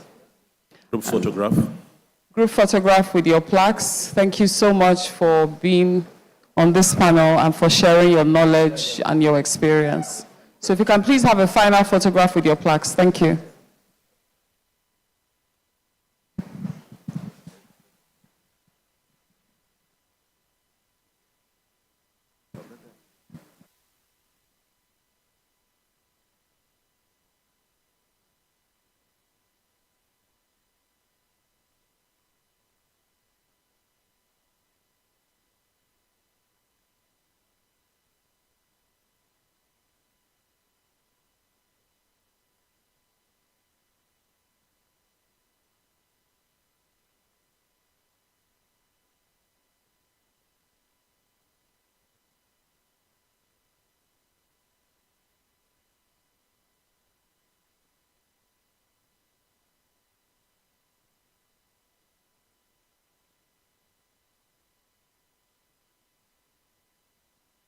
Please, let's put our hands together for the panelists. Thank you. Thank you very much. All protocols duly observed. Distinguished ladies and gentlemen, gas, decarbonization, and energy, new energy, are we training for the right energy mix? Our keynote comes from the founder and managing consultant, Emogas Limited, Dr. Emeka Okafor. And the panel that follows is moderated by Mr. Afolabi Davison, consultant at Dava Consult Resources. Please put your hands together for him. To form the panel, we have Omo Imokwede, Presidential Initiative on CNG and EV. Please a round of applause for him as he comes over here. Dr. Kenechukwu Wangu, MD, Oil Serv Limited. Tunde Badamosi, ED Asset Management, NGIC. Representing Engineer Audu Ibrahim, MD, NGIC. Abdul Kadir K. Ahmed, MD, NLNG Ship Management Limited.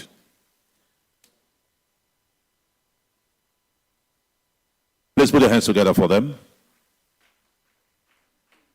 Mr. Afolabi, it's over to you now. So we'll just go straight into it. Okay, good afternoon, everyone. We're supposed to have a keynote speaker, but we don't have a keynote speaker here. A lot of what we're going to be talking about has been discussed thoroughly, but this session will be focusing on, we'll be focusing on Nigeria's energy mix and HCD readiness. We have 3 panelists here, and we only have time for 1 question each. So in terms of Nigeria's energy mix, let me just mention that the energy mix for Nigeria in the future is going to include, we'll be focusing on natural gas, reducing gas flaring, developing LNG and CNG, increasing renewable energy deployment, improving electricity access, decarbonizing industrial operations, developing carbon markets, and preparing for a more digitally enabled energy system. So I'd like to do the first question to Mr. Omo Imokwede. The question is, are we developing the technical workforce fast enough to safely operate, maintain, and expand Nigeria's emerging CNG and EV infrastructure? Good evening, everyone. Can you all hear me? All right, I guess you can. Good evening, everyone. Thank you so much for that question. When the Presidential Initiative on Compressed Natural Gas and now electric vehicles was established, just after Mr. President said subsidy was over, we realized that there was an opportunity here for the gas space to get involved in clean mobility. The initiative kicked off roughly about October 2023, but we went in full force in 2024. When we started off with about 7 conversion centers. And as I speak to you right now, we're hitting about 380 plus in under 3 years. Thank you. We started off with about under 20, roughly 23 refueling stations, and as I speak to you right now, we're clocking about 90 plus refueling stations cutting across the north and the south, with something really striking. The north is really picking up. And people have been thinking that, oh, you know, we're waiting for the AKK to hit. But as I speak to you right now, out of that 90, 48% of the refueling stations are in the north. We're talking Kanu, we're talking Sokoto, we're talking Adamawa, we're talking Borno, we're talking Gombe, we're talking Niger, we're talking Katsina. So the question we should ask ourselves is not whether CNG is here to stay. The question is, who is going to manage the scaling up of this CNG infrastructure? Where is the skill going to come from in ensuring that the technicians that we're bringing up have the right capacity to actually execute the conversions? Who is going to actually work with the refueling operators? Who is going to look towards the quality assessment managers? Who is going to be the one to finance and manage dependable manufacturing that will someday come to this country so that we don't have to start importing components. And I think this is where everybody here, and I'm very, very happy to be here. I was born in Warri, funny enough. I left Warri in 1989, so I'm back here about 30-something years. So I'm very excited to be here. And I'd like to obviously extend my gratitude and my thanks to Mr. President. We've been having conversations in the past, but it's good to actually see you. So the important thing here is how do we collaborate? How do we ensure that the training that we're giving, the capacity development that we're trying to speak through makes sense? The PICNG and EV mandate is to incentivize the adoption of CNG, to regulate for growth, to facilitate for investment. But one thing is clear. We are to ensure that CNG is, first of all, available. Second, it is accessible. And third, it is affordable. And without you guys here in the upstream, we cannot achieve that in the last mile, which is where we sit. So the beauty of this environment, the beauty of this engagement sits on two key principles. How can we make CNG available in Nigeria? How can we make CNG affordable to the average person in the pocket? And who is going to maintain that sustainable impact to ensure that the quality that we produce is global standard, to ensure that the people that actually utilize the CNG are being able to save more? I give you an instance and I'll wrap up.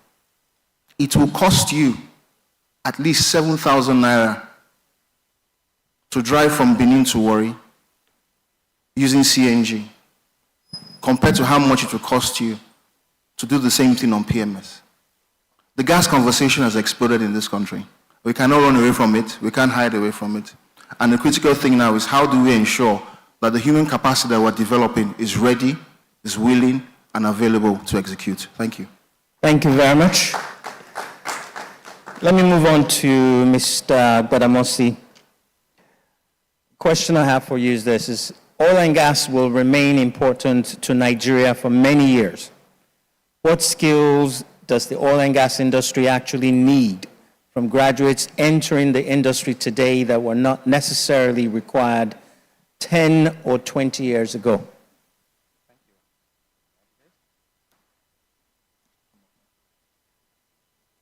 Thank you.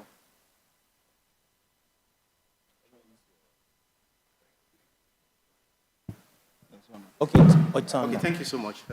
I thank you for having me at the Ogtan and the convenance of this important conference. To start with, years back, we realized that we have the crude oil and we have gas. And the same purpose that we have as at that time as is what we have now. But the dynamics and the environment is fast changing. So definitely the skill that we require at that particular period is becoming obsolete. Way back, incidentally, I served in this Warri. I think most of us trace our route to Warri. Oh, Warri boys. Yeah, so Warri boys. So it's just for you to be savvy in your discipline. Know your discipline, know the core of it.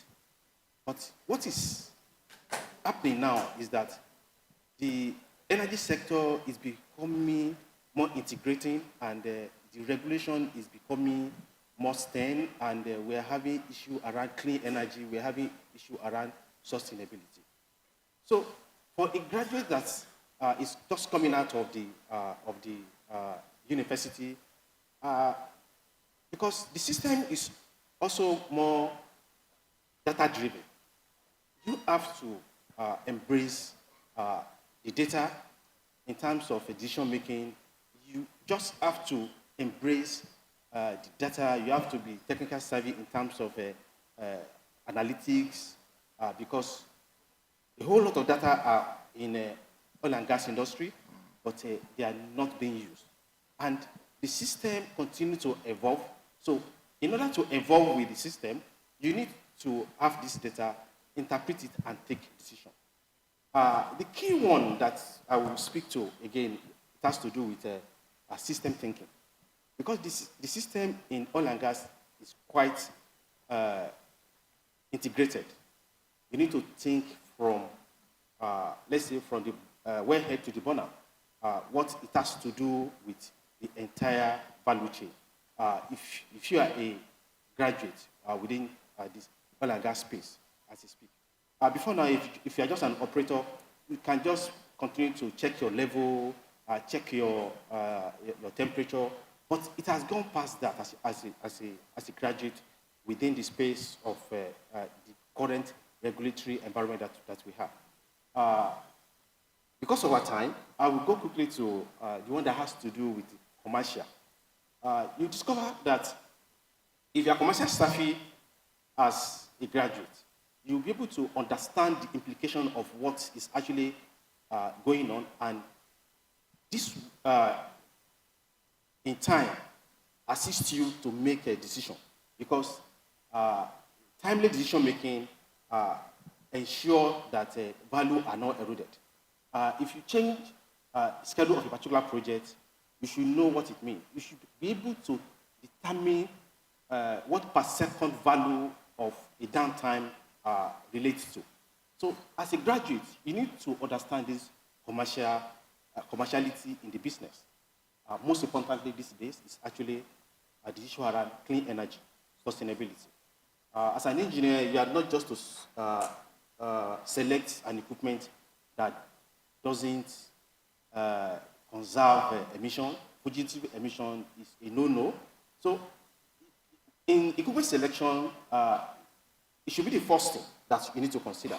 So if you are just like a mechanical engineer, chemical engineer, you want to select equipment and you do not take this into priority, you might not be competitive enough as a professional.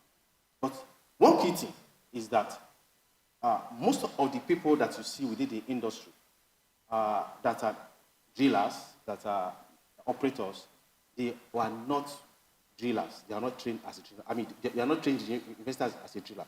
So one key thing is that you have to be adaptable to work across disciplines. We have physicists that are actually very good in terms of instrumentation, in terms of drilling. So you have to be adaptable. You have to be ready to learn and unlearn as a matter of fact. So by and large, the industry for graduates, it is important to think that the system is integrated, that energy has to be considered as a mix, and also you have to be ready to learn in all ramifications. Thank you. Thank you. So what you're saying is that because of the energy mix that we're moving toward in the future, decarbonization becomes important, energy efficiency becomes important, having the knowledge of ESG requirements and all of those issues, and understanding the entire system of the multifaceted inputs that goes into making decisions on the job functions. Okay, very well said. Thank you. Let me move on to Mr. Kenechukwu now. And question I have for you is this. If energy assets are becoming increasingly digital, why are many energy training programs still largely analog? And should a graduate engineer entering the energy industry today be expected to understand data analytics and AI? All right, thanks very much. Let me start by thanking Ogtan bringing us to Warri. My encounter with the energy industry started in 1998. In Warri, I guess. In Warri. And I know that in my conversation with Larry, I said to him, when I hear SITP, it sends the right signal to me. We were the first set of graduates that went through the Shell Intensive program. And when we came into that program, the first question we asked ourselves, why another training? Haven't come out from, some of us maybe from prestigious universities in Nigeria.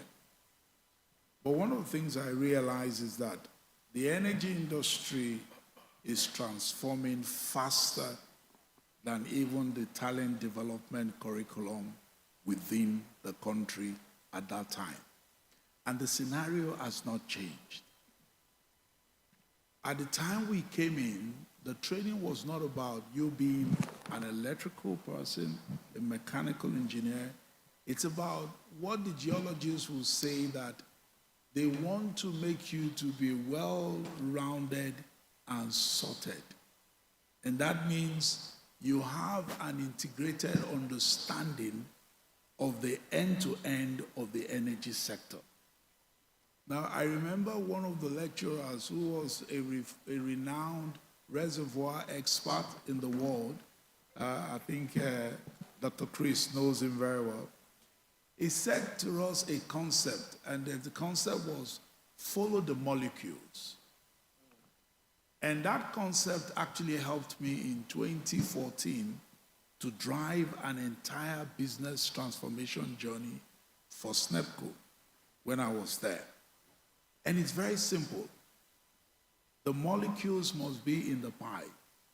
And when you start from the subsurface through the well streams to the surface, you go to the gas or oil processing facilities to the terminal. You ask yourself what needs to be put in place to ensure that that molecules remains. So what needs to change is that if you look at our educational system, it's focused on discipline. I have my young girl, she's really mechanical. She wants to know, I asked me, why did you go into the energy industry? And as a mechanical engineer in training, how do I fit in? And then I realized that the education system will bring out the discipline in you, but the industry thinks in a system dimension. So coming out of the whole sector on why are we behind? Why are we more analog? Is that sometimes we think in discipline perspective, but we need to start getting people to think in the system perspective. And then you begin to see the integration. I give you an instance, a typical turbine that comes out now from all the major OEM companies. You can't just be a mechanical engineer to understand these turbines. You must have some good understanding in automation. You must have a good understanding in some level of chemical, so it's an integrated thing. So for me, my advocacy is that the reason why you still see some analog situation is because the industry is far ahead. And the energy industry have always set the pace when it comes to digitalization. So the onus is in us as we prepare our curriculum. We need to be very fast in developing people into that space. Very well said. Thank you. Unfortunately, I've been informed that our time is far spent, and we would have loved to explore more on the aspect of how AI and data analytics is really disrupting our lives, not just the energy industry. But let me just give you all just 30 seconds to give a final thought to each of our panelists, starting with you, Mr. Amokwede. Just 30 seconds, please. Final thought. Thank you. Thank you. 30 seconds. Who's counting? I'm counting right here. Listen, it's very, very important. Everything we're doing here right now speaks to one major purpose: how we can ensure that Nigeria stands the test of time with respect to how we execute training, skills. I was speaking to someone the other day. He was saying, look, can you bring CNG to Benin Republic? Can you export your trainers to Benin or Niger for me, or Cameroon? So we're sitting here, we're speaking, we're dialoguing, we're collaborating. Let's have it at the back of our minds that we have a resource that we can utilize internally for us Nigerians. Some people may not need the gas. Some people are okay with PMS or diesel. But we know that we can transform lives, we can change lives, and we can only do that with the right skill set. We can only change that with the right competencies. We can only do that with good financing. We can only do that with proper gas supply. And PICNG and EV is willing and ready to work with anyone to ensure that that is achieved. Thanks. Thank you. Mr. Gadamosi. Okay, thank you. So for me, as a final word, is that we need to look into the array of the skill gap that we are having within the system. Vocational training is lacking. We need to address this. Even if you want to go automation, there are critical equipment that you need advanced vocational training. It's lacking. For example, you have to go to say, tilers from Ghana, from Nome, to get certain things done. We have equipment here. People they ship into Nigeria to come and carry out commissioning are actually mechanics. They are not so advanced, but they just have this technical skill. It's lacking, and we are paying a whole lot to actually bring them in addition to the fact that we need to integrate AI into what we are doing, and also to integrate sustainability and consciousness of methane emission into our system. Thank you. Okay. And last but not least, Mr. Kenechukwu. Okay, thank you very much. Like I said, we need to develop what I call an integrated digital energy system. The industry is actually changing, and we need to catch up with the changes. What we have seen happening is that we're transitioning from engineering to a world of engineering plus data. So if someone is coming out as an engineering student or graduate or being trained, you ask yourself, what level of data analytics do I understand? We're moving from the traditional operations of oil and gas facility to operations plus automation. Exactly. Just 2 days ago, I visited my colleagues in the Nigerian NLNG, had the opportunity to get into their control room.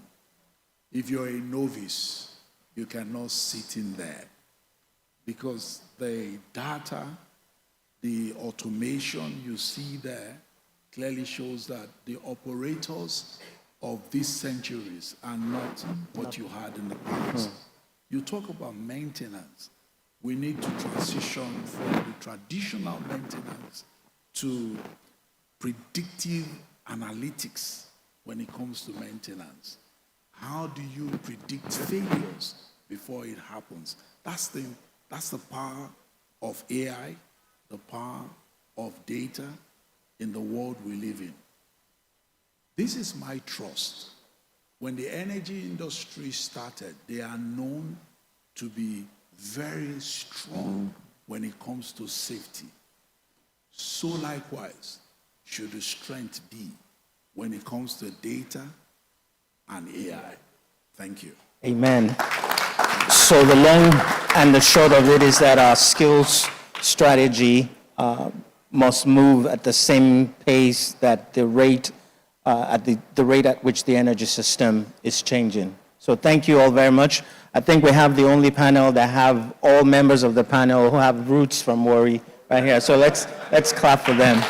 Thank you all very much. Thank you very much.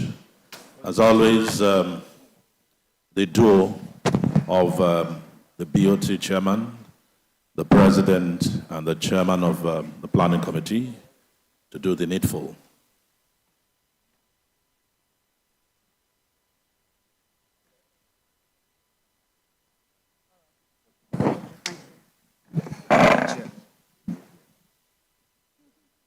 Thank you very much. That was a really good panel. So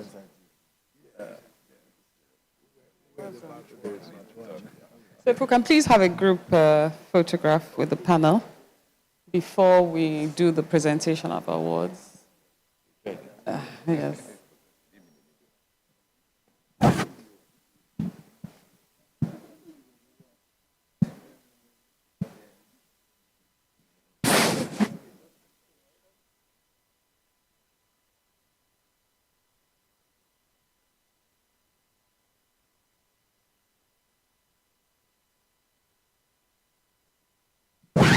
Thank you very much. The good thing about having the final panel being a strong panel is that it feels well worth it to have waited till the end of the day. So I'd like to thank you all very much for your contributions of your knowledge and your experience. And I would like to start with the moderator, who did an excellent job of moderating this panel, Mr. Falabi Davidson. He's one of ours. So thank you very much.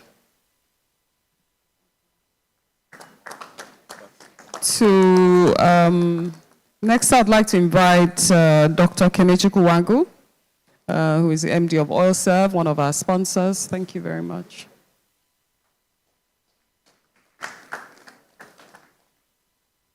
I'd like to invite to collect his plaque next, Mr. Omo Imokwede, who has spoken very articulately about getting us all involved in the CNG. Yes, and EV. Yes. Yes. Yes.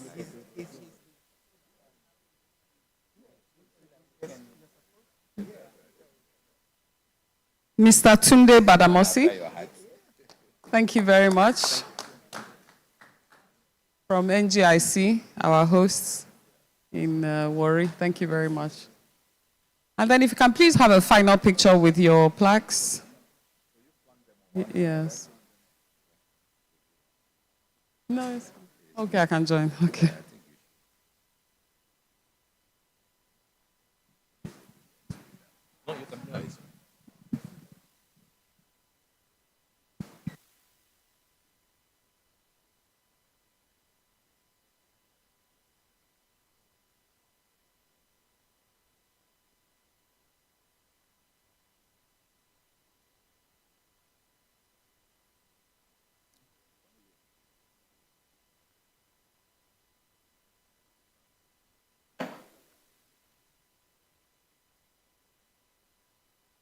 Thank you very, very much. To close the day, what we have heard today, by way of recapping, closing reflections from the conference, talking about the Ogtan Human Capital Development Conference 2026. We'd like to invite the chairman of the conference planning committee, Mrs. Fumi Ogboe, to please come forward for this assignment. A round of applause for her, please.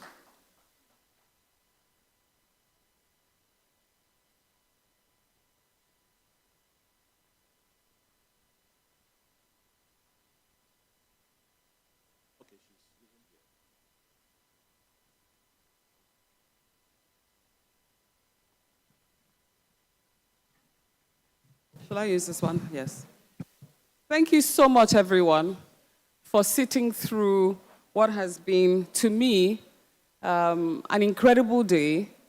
But, you know, one that I was saying to someone earlier that if I didn't have high blood pressure today, I would never have it. Not only because it's the first time we're doing this in Warri, but also because this is, I mean, as we're all swapping Warri stories, when I joined Shell many, many years ago, it was my I joined Shell, I was competence development advisor. And in my first week, I was told, if you haven't been to Ejeba, to Warri, to go and see at the time the head of training and development, who is now the president of Ogtan, you are not working in the learning and development space. So, you know, I came there, I think this must be almost 30 years ago now that I came to see him.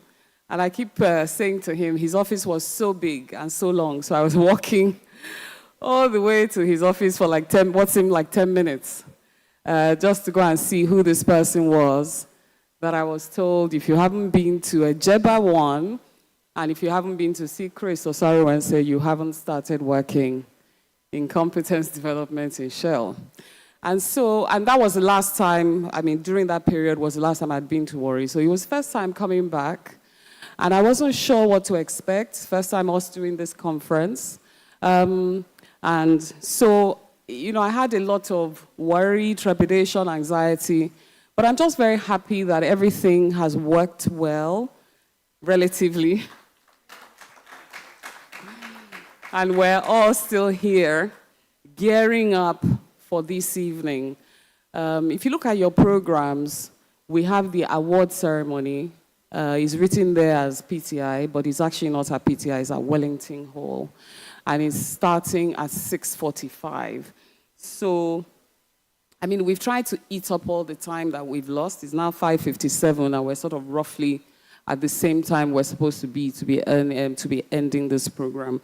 So I'd just like to thank all the moderators and panelists, and of course the MC that has managed to bring us back to be on time. So my role here is really just to summarize what has been honestly incredible set of panels, contributions, addresses, keynotes, and knowledge and experience sharing. So the discussion to me has really reinforced a central message. Human capital development is not simply a training issue. It's a business, competitiveness, and national development issue. And I mean, you saw that the Honorable Minister of State for Oil was here personally. I mean, that's major. There's no higher person in our industry that could have come here to show the commitment of the nation other than him. And then we also had the upstream regulator. She didn't delegate it. She didn't say, oh, no, you know, I'm only interested in the molecules, as the MD of OSF said. Yes, she said, I'm interested in the molecules, but I want to know who is going to deliver it. So they came here to show that commitment, and we're really very grateful that we had that high level of representation just to put the emphasis that this is a national development issue. Nigeria's energy industry, as has been said panel after panel, is rapidly changing. And as the sector responds to cleaner energy, digitization, AI, CNG, gas to power, and other emerging technologies, the workforce must evolve with it. The challenges is therefore not simply whether Nigeria has talent. I think we've heard from one of the panels, we have a lot of talent. I think 128 million people are in the workforce, and 4%, no, average family is by four times. And so we have about 1 million graduates coming into the workforce every year. So we have the people and we have the talent. However, are we building the systems that turn that talent into competence? Are they execution ready? And is there sustainability in industry capacity? I think that's the main challenge that we've heard today. First of all, HSD must be treated as an investment and business enabler. Participants stressed that Nigeria's production and energy ambition will require a workforce capable of delivering them. HCD must therefore be connected directly to business needs, project execution, and the future direction of the industry, and not treated merely as competence. When I came into Ogtan and had engagement with NCDMB, the first thing I asked them is, where is your competence gap? What are we training for? And they were like, no, we don't discuss that here. Just go and bring your training proposal. I'm like, I can't build a training proposal in isolation of what the gap is. What does the industry need? So I'm very happy today when NCDMB is not just saying, go and bring your training proposal. They're saying to us, these are the skill gaps. These are the things that we've seen the industry needs. So we're really moving the needle on that area. And I think panel after panel spoke to that. Secondly, training must produce competence and not certificates. Yes, there's still a place for certificates, but competence and deployment is very important. So there was a strong message, the strong message was that certificates alone do not demonstrate the ability to perform a job. Training must be linked to identified industry gaps, followed by assessment, supervised experience, and deployment. The emerging principle is simple. Training is the input, learning is the output. Competence and performance are the measure of success. Thirdly, practical exposure and deployment matters. A lot of people spoke about that. Examples from industry demonstrated the value of simulators, real-life projects, supervised training, and opportunities for Nigerians to execute increasingly complex technical work. And it's not complex in the future, it's complex now. We can see, as has been some of the examples that we've given, like the Nigeria LNG control room. The objective should be to ensure that trainees do not become dormant after training, but are actually prepared and deployed to do the work. Fourthly, the future workforce requires new competencies. The NOC keynote identified 4 important frontiers: technical, renewable integration, gas to power, and methane management, digital AI, digital operators, and emerging technologies.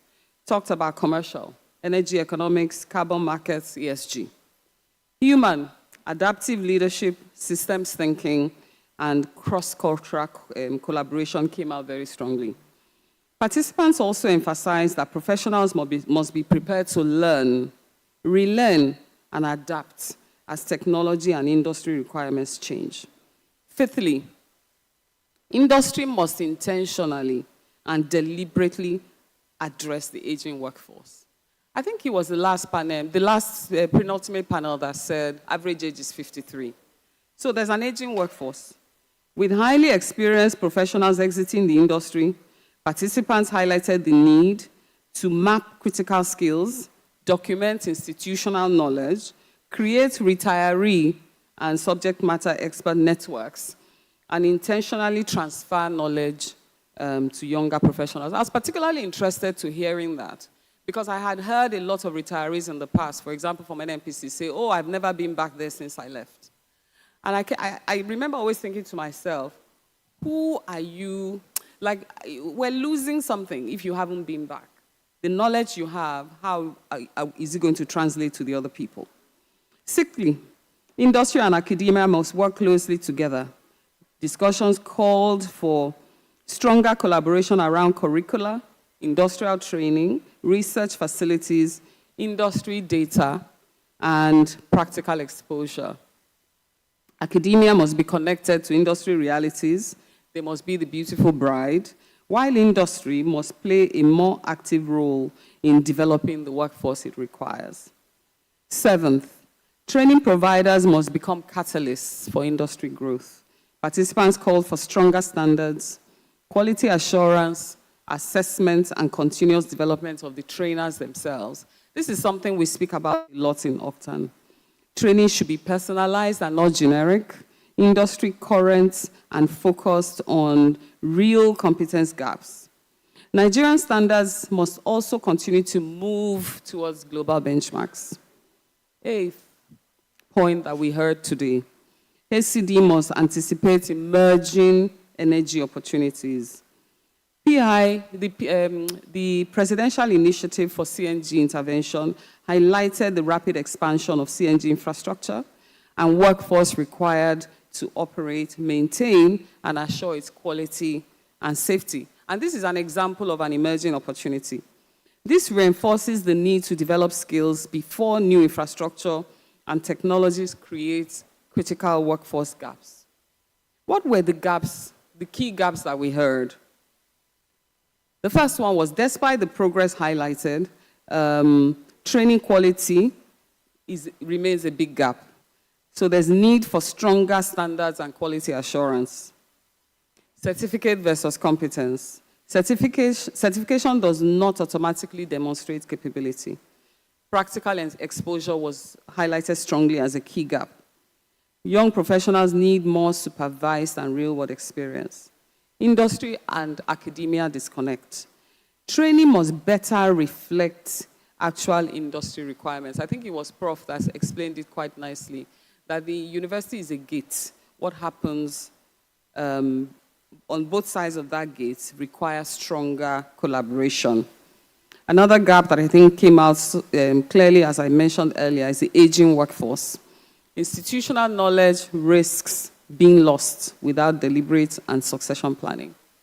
Emerging technologies, AI, digitization, and new energy are creating new competency gaps. Training to deployment, more attention is required to what happens after training. Commercial capability is a major gap. So technical professionals are increasing. However, there needs to be better understanding of the commercial within the sector. Investments is required, major investments. And there's a lot of people that understand that investments need to go to technology. But when we talk about training, there's not as much understanding. So we need investments in facilities, in simulators, and other HCD infrastructure requirements to need sustained investment. In conclusion, if there was one message that consistently emerged from today's conversation, it is that Nigeria has people. We have people. What the industry must now build is the system that turns those people into the competencies the current and future requires. This responsibility alone, this responsibility cannot rest with trainers alone. Governments, regulators, operators, service companies, academia, and training institutions all have a role to play. So we come back full circle to what the President was saying in the morning. All of us own it. We have therefore moved the conversation in this day from asking whether Nigeria has the talent to asking a more important question. Are we building the talent system that Nigeria's energy industry will need for the next decade? And I think the answer to that question came through in a lot of the panels, but we will deepen that conversation tomorrow. So please, I invite you all to be back here bright and early tomorrow, so that, because today is what is wrong, tomorrow is how we're going to fix it. So we talk about the solutions in more depth tomorrow. So please, I encourage you all to be here early. We lost time in the morning today because, you know, it's normal with the opening ceremonies because we have a lot of VIPs and government delegates. But tomorrow is us talking about us and talking about the solution. So I encourage us all to be here very early so that we can move very quickly through talking about solutions. And as I said, the award dinner is at the Wellington. I look forward to seeing you all there. 6:45 is arrivals, and then we start at about 7 o'clock. Thank you, everyone, for listening, and have a good evening.